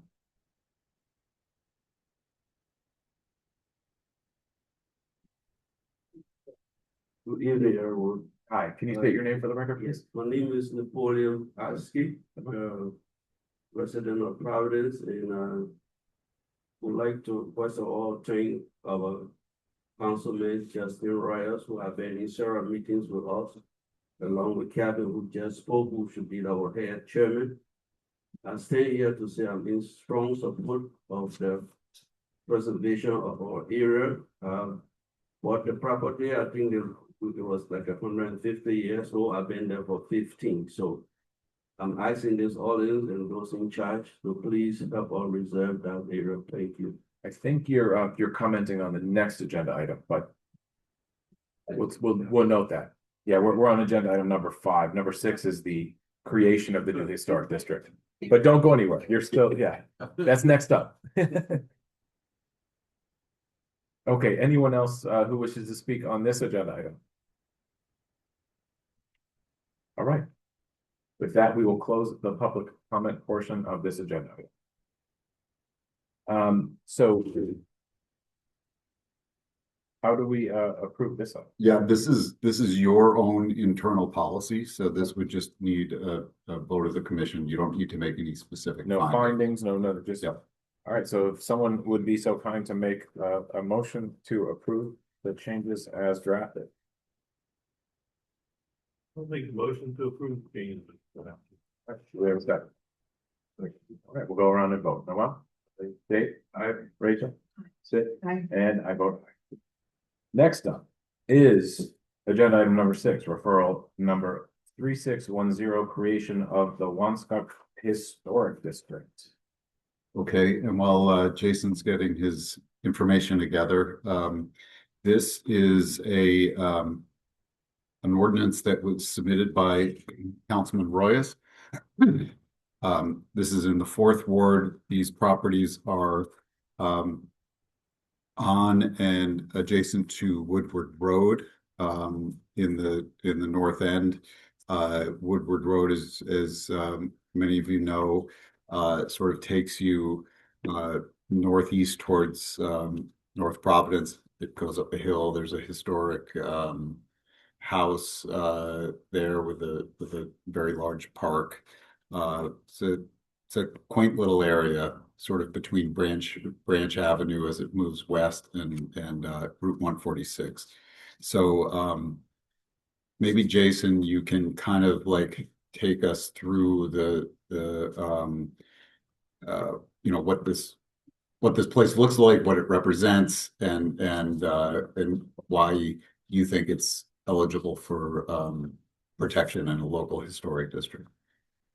Right. So this area is a part of the Wanskuck National Register Historic District. Some of the larger, the most obvious buildings, the Wanskuck Mill, which is kind of the centerpiece of this district, which is in our already landmarked part of the city. Whether it's going, as Bob mentioned, going up Woodward Road is a collection. this district also has buildings across Branch Ave. There are a lot of new housing, both wooden and brick that exist there. But the neighborhood here, this is a neighborhood initiated kind of movement toward landmark. I think they're a little concerned about the potential development in the area, want to kind of protect its character. So they kind of led by Mr. England, who I'm sure we'll hear from as well, kind of led this process of creating an area that is only 31 buildings in size. So it kind of is a smaller area, focusing on, owners who were kind of the same mindset as well for the most part. And where the general integrity of this area is good, as well as the massing is excellent as far as there's been some modification to the area you might expect as far as siding and windows, the usual thing. But the integrity of these forms of the building is excellent in this area. I think part of it too, although this isn't really an HCC component, they're looking to kind of, I think, create more of a neighborhood movement around this as well, and have events in the neighborhood celebrating the district, those kinds of things. So I think from the designation criteria, it obviously meets the historical and architectural significance. The integrity it meets, it has neighborhood support. The new guidelines talk about, this has always been something of a quandary with about how much support do you need? And so so it's the obvious rule is you need a majority to support it. Usually in many cases, with more people who support it, we see it's kind of better. It's just having people who are all buying in on this happening. In this case, the proponents for the district, they held 3 public meetings. PPS was highly involved with this process as well. So they held 3 public meetings at the Da Vinci Center through June and July of 23 of last year. I'm sorry.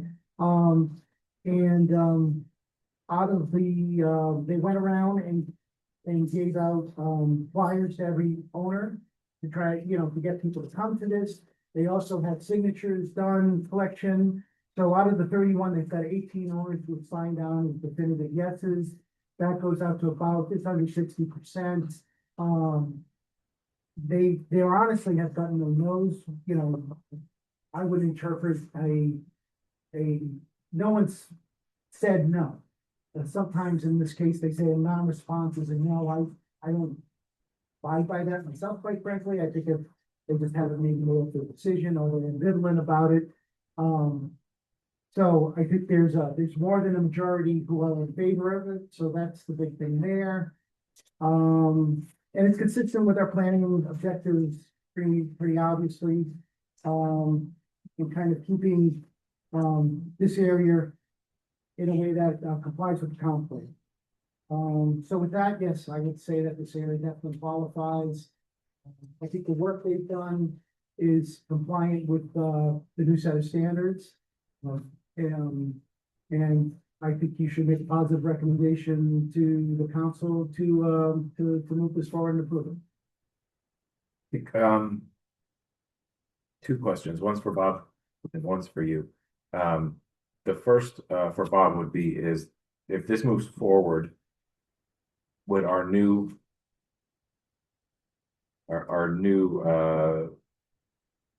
procedures pertaining to historic districts take place when it goes to city council, as far as notice to the abutters and things like that? So that process that you just voted on is your process. It's not the city council's process.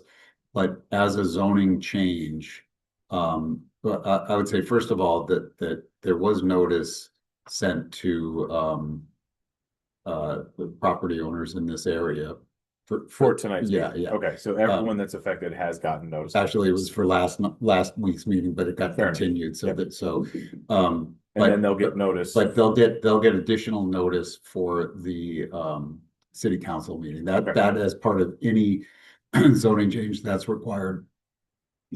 Property owners within the proposed district and property owners 200 feet around. Perfect. Okay. And then Jason, And I was looking through, I'm glad to hear you say that, there are contributing structures here, or a good example of architecture. My biggest question was that as I looked through it on Google Street View and then I took a drive through, I was wondering what the specific architecture style or housing. It didn't look like mill housing to me. It didn't look like there were contributing structures to the existing historic district, which is the mill area. I was wondering what your opinion was on that. I think you and I would have a similar opinion in that way. There was discussion with the proponents about, maybe looking a little bit larger in the National Register area for areas to talk about. They had kind of gotten quite ahead of themselves in this process. And so the thought really was that they had established this area, there was a lot of buy-in, and that they also wanted to kind of use as an example to maybe some of their more skeptical budding neighbors that this can go into play, it won't be the end of the world, and work on trying to extend this even farther over time. To which I agree. There were certain areas that I would have liked to have bumped the line down. Right. But I didn't want to rock the boat at this point. And I thought what they had done met the rule, met the policy that we were creating. Yep. So that it would, but I understand completely what you're saying. And I had the same question. Okay, good. I'm not off base. It's not that I'm against it. I'm not. I just had the question, because as I drove down, I was looking at buildings I would have assumed maybe should be included in this, and they weren't when I looked at the perimeter. But that makes sense. You have to start somewhere. Right. Commissioners, do you have any questions? Yeah, absolutely, Dave. Do you happen to know how many of these are single family versus multifamily? I don't offhand. One of the things about HBCs is, I would say in this case, the majority are single families. Yeah. And Kevin might have an answer to that better than I. Most of the houses on the side streets there, Swanto and et cetera, are mostly single families. And along Woodward, there's a couple of double, triple decker type form houses. It's all being upzoned as well, so there's the potential for increased density in the area. One of the strange things about the HDC, many strange things, for instance, the HDC itself does not get involved in any of this until it's become a district. Right. We're not involved in the process of actually creating, the commission itself is not. And in the end, we don't have any purview over any kind of use at all. So we're really kind of there as, I like to say we're aesthetic cops in the end. Right. We kind of there, maintain form, function, and materials type of thing, but we don't, if someone needs to talk about density and zoning and use and all that, they come to you, or they come to the city, the zoning board with review. They don't come to us. So I'm sorry, go ahead, Dave. No, I haven't been over there in a while, but I know the neighborhood. I just want to make sure that just asking if people are trying to just carve out the single families and they promote the families.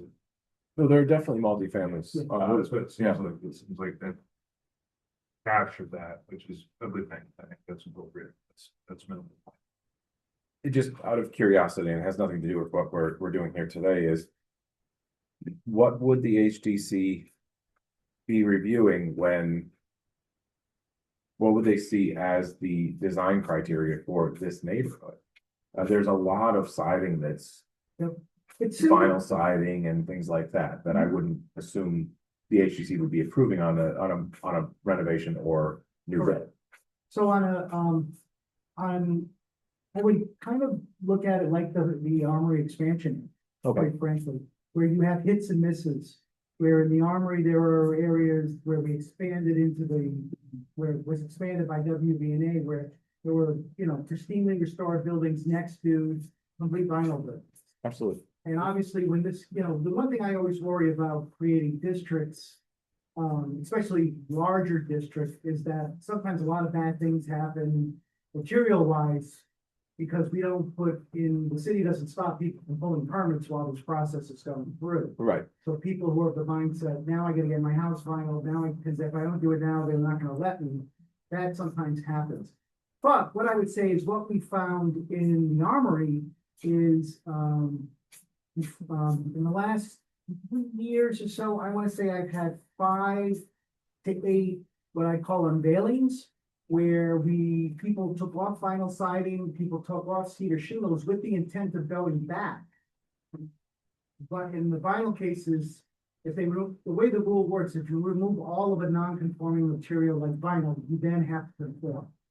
So, there are ways to repair stuff and keep it kind of thing. But I was able to convince the people who were doing that it was cheaper once they took it off to paint the house than it was to pay for new vinyl siding. The same thing, it was exponentially cheaper to paint the house than to re-cedar shingle something over platforms, which never made any sense to begin with. Yep. So we've seen a lot of that happening, but I guess to answer your question, it's grandfathered in once the date, once the mayor signs that document. Right. That's the date of establishment. Everything before that date is grandfathered in. That's why we have those baseline photos.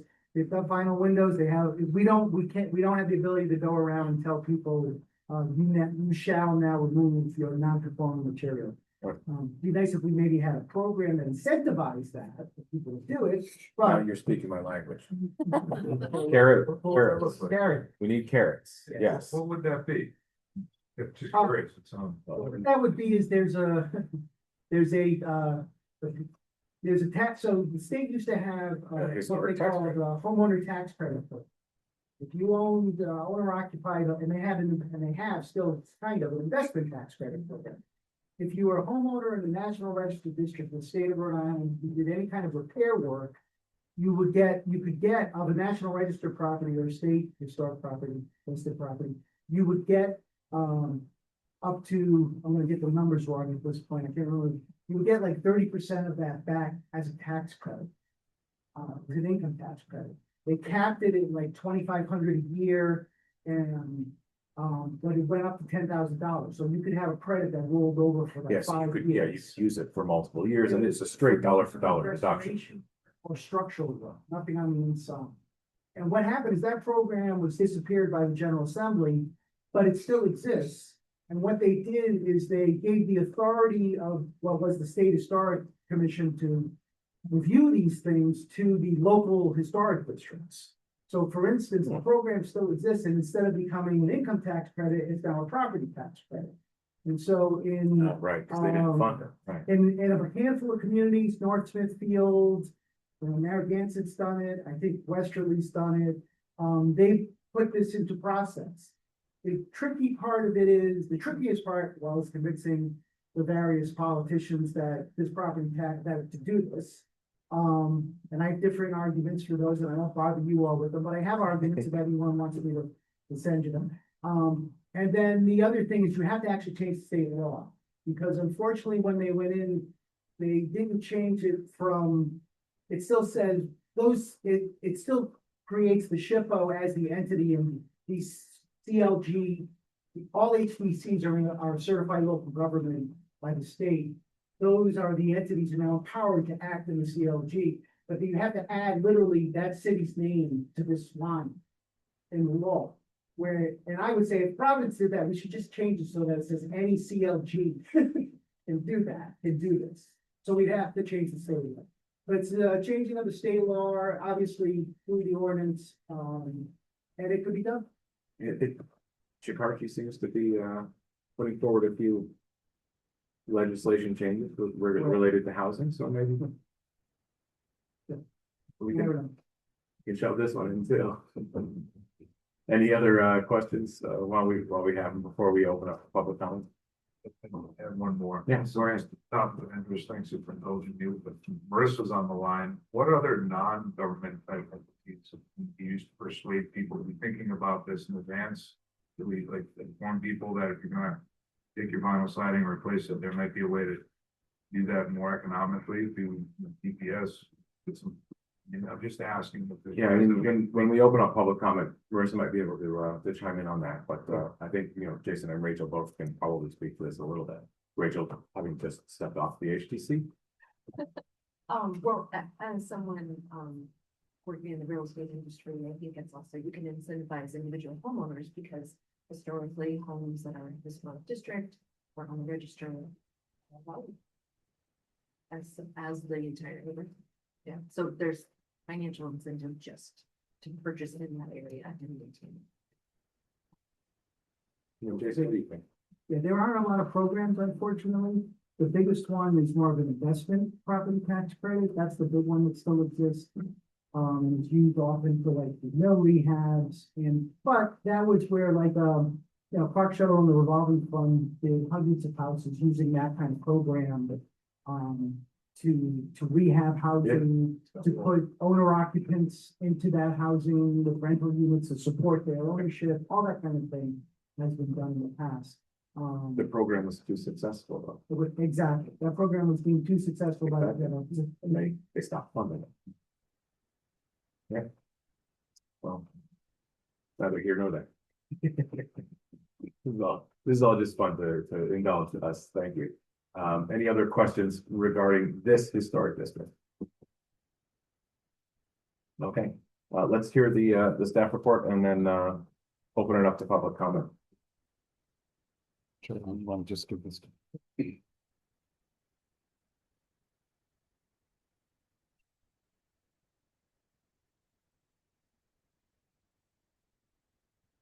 So, thanks, Mr. Chair. So basically, based on the discussion that you heard as well as the analysis, we do find that it's consistent with the goals of the comp plan, specifically chapter 2, the built environment, which commits to improving design standards and review of new development, encouraging adaptive reuse of existing structures, green building practices, and expanding historic preservation efforts.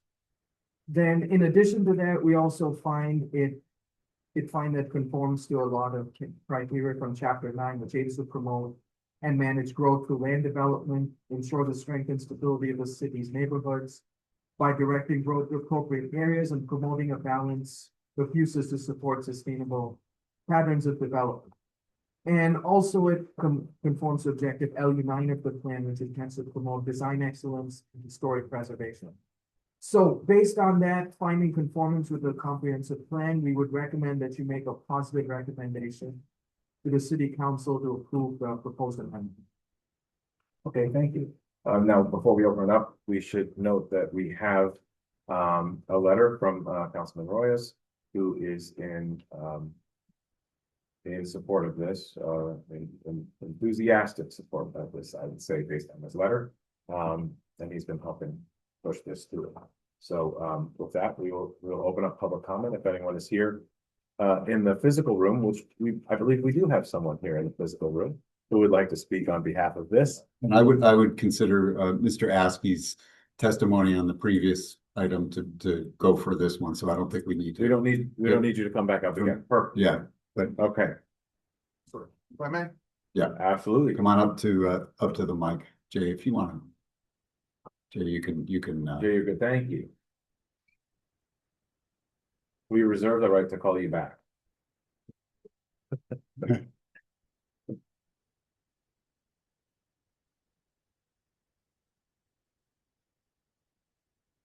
Good evening, commissioners. My name is Brandon Welch. I'm a policy analyst from the city council. I'm here on behalf of Councilor Royas, who unfortunately ain't here tonight in support of this recommended ordinance for the creation of the Wanskuck Local Historic District. I do, however, have this letter here. He's asking to read into the record. You have all received a copy of the letter, but again, he's asking to have this read in. Members of the City Planning Commission, I write in unequivocal support of the proposed creation of the Wanskuck Local Historic District. I want to begin by clarifying that this proposal is not the result of top-down planning. It is not coming from City Hall down, but rising from Wanskuck up as the result of a neighborhood-driven grassroots movement. Neighbors have organized, mobilized, and advocated for the protection of their neighborhood because they understand the stakes. I want to specifically acknowledge in England a dedicated Wanskuck neighbor who was determinedly led this effort. And we went door to door, engaging residents directly, answering questions, addressing concerns, and building consensus conversation. It has been inspiring to watch. This proposal would not be where it is today without this kind of work. As you know, Wanskuck is one of Providence's most historically rich neighborhoods. Beginning in the 1860s and continuing into the early 20th century, Irish, French Canadian, German, and Italian families came here to work, worship, and raise their children. The built environment reflects that history. Housing, St. Edward's Church rising over the sky. Its Middle-era homes, streetscapes, and residential fabric tell the story of the working families who built and sustained this city. If we fail to protect neighborhoods like Wanskuck, we are not just losing buildings. We are erasing physical evidence of Providence's industrial rise, immigrant labor history, and working class identity. At a time when those stories feel increasingly fragile, preserving and elevating them matters equally. This proposal is not an attempt to place Wanskuck in a glass case. Rather, it is about putting thoughtful guardrails in place, ensuring that change happens in Wanskuck with intention and not by impulse. And when residents organize, build support, and ask their city to help protect what they value, we should listen. Wanskuck has spoken clearly. I respectfully urge the Commission to support this proposal and advance the creation of the Wanskuck Local Historic District. Thank you for your consideration and recognition of community-led preservation. Sincerely, Justin Royas, Councilor Ward. Thank you very much. Now, there's no one else here in the physical room because both people here have spoken on this. So let's look at our virtual room and see if there's anyone who wishes to speak on this agenda item. If so, please raise your virtual hand or press *9 if you're calling. Okay, why don't we start with Kevin England? Okay. Mr. England, go ahead. Just a little, a little kind of point of interest on this. We talk about old houses, and yes, the entire Wanskuck National Historic District is probably 70% single family, and then the rest multifamily. The multifamilies are toward the south. They're part of the local historic district. And the reason they're in the south part, which is near the Wanskuck Mill, is because in the middle to late 1800s, people walked to work. So live up near the park or Dakota Street or Minnesota Street was a long walk, especially when you get a blizzard with 30 some odd inches of snow. So it tended to be the older houses, which is why the local historic district being proposed is for the most part the south. They're the older houses and probably a little bit more buy-in as far as historic preservation. But the interesting thing about this district, I don't know if you've ever been to Old Sturbridge Village, but if you've ever been to Old Sturbridge Village, if you've been there, you probably see a big white church at one end, a big field where the militia and people used to have recreation. You have trades, you have houses, you have a general store. And then if you look at the Wanskuck National Historic District, but also the local historic district, it's exactly the same, except for two important things. The first one is it's continuously occupied since the time it was built. The houses that were there have been occupied until today with the local current residents. And all the pieces are still there. The church is there. There's two of them, actually. There's one at the top, Roger Williams Chapel, and then there's St. Edward's on Branch Avenue. The mill is still there with the trades. Across the street is the meeting house, which also was a technical center. It was a Da Vinci Center 1.0. And in back of that, brick building, which was the general store. The other difference between Wanskuck and Sturbridge Village is that it's real. Sturbridge Village is not real. It was built, and pieces came from different parts of New England to make a reenactment of a Massachusetts village. And Wanskuck is natural from its original state. And it's an example of a Rhode Island village which is different than a Massachusetts village. Because if you look at Wanskuck, the church is at the north, but the meeting house and government center is at the south. And the reason that happened is because Roger Williams had a strict belief of separation of church and state. Massachusetts did not. The meeting house and the church were the same thing. There's a lot of preservation that could be lost in that Wanskuck area. Will other people come along in the northern part, the newer houses and so forth? Probably. But partway through this process, I learned it wasn't about construction. It wasn't about really preservation. Those are important. The big thing was you were developing a community that decided on a course of action collectively and agreed upon it in writing. And so you can get other people together. I think if you look at you must have a little thumbprint of all the people that are on the line. Is there one of those? There's a whole bunch. There's a series of Wanskuck residents that are out there watching this. And I hope they all raise their hand and tell you who they are. Because they're not 158 Woodward Road. They're not 14 Newport Street. They got a name.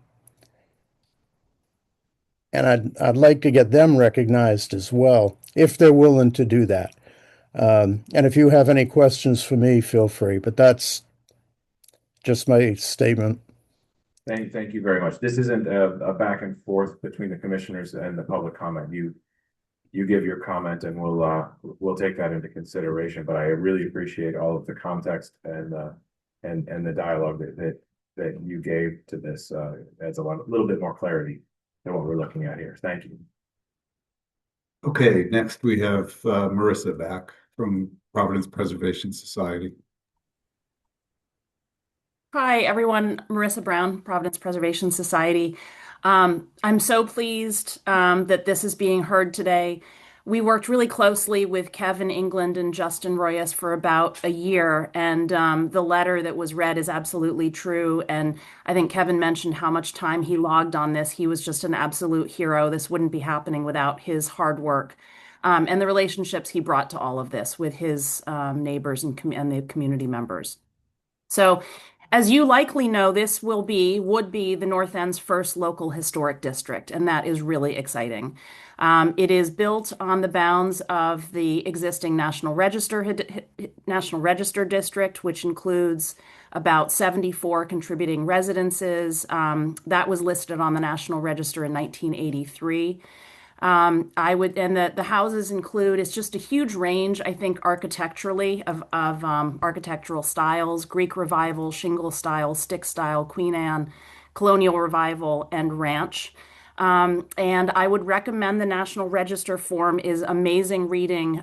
It notes that the people who lived in the houses that will be part of this historic district included chauffeur, overseer. These are all, jobs that were connected to sort of the mill and industrial life in the neighborhood. Chauffeur, overseer, textile inspector, railroad section hand, weaver, loom fixer, braid manufacturer, steam fitter, clerk, molder, machinist, foreman, superintendent, bookkeeper, and engineer. That's all on research on who lived in these homes when they were first built. And it's really great. I just love sort of picturing this neighborhood then. And to put this in sort of the bigger context, you likely know 7 of Providence's 8 contiguous historic districts are located in only 4 wards, wards 1, 2, 9, and 13. So it is really terrific to see the North End break this mold. elevating Providence's rich industrial, labor, and immigration history in addition to its architectural history. It's great to hear that some of you drove by and maybe walked around this neighborhood. It's really lovely little neighborhood. I'm so pleased it's receiving the honor and that this designation is going to protect this place from significant change. So I just wanted to say we wholeheartedly support the establishment of this new district. And honestly, we are really gratified to have had the opportunity to work with Kevin England, with Councillor Justin Royas, with Jason Martin, who put in a lot of work and some really, really shaped this project at the end, I think, in really important ways. And I just want to thank everyone for the time that they spent and excited to see it go through if it does. Thanks. Oh, Whoops. Sorry about that. Sorry, Marissa, I cut you off. Go ahead. no, Keep going. this is now just responding to, and I assume you don't want to have this conversation now about resources for homeowners who are trying to rehabilitate historic houses because it's a little off topic. Happy to share little bits, or we can have that conversation another day. But you would be a good resource to point people in the direction of to help assist in finding resources that are available, correct? Yeah, I think we are. And the revolving fund is doing so much important work. There's such a need that they opened a fund exactly for this purpose. There are some strictures that go along with it. And they had to close down, I think they had to close their form within about 48 hours because the volume of requests that they got was so far beyond what they had thought they would get. So there's a huge need for it. And Jason, spoke to some of the resources. We wish that the state historic tax credit was replenished and was really committed to. And it's not, but for now, the revolving fund does have some sources of support. Wonderful. Thank you. Is there anyone else who wishes to speak on this this creation of a historic district? Application item number 6, agenda item number 6. No. Seeing none, we will close the public comment portion of this agenda item. Well, we've read the staff report. We've heard the public comment. Seems like the neighbors really want this and been supportive of pushing it forward towards the city council.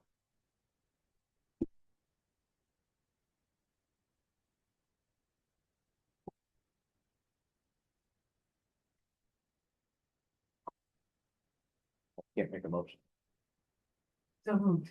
All right, we have a motion to make a positive recommendation to the city council to approve the proposed amendment. Do we have a second? Second. All right, let's go around. Noel. Aye. Dave. Aye. Rachel. Aye. Sid. Aye. And I vote aye. That was the final agenda item on the agenda this evening, so I take a motion to adjourn. So move. A second. Second. Good evening, everyone. Thank you.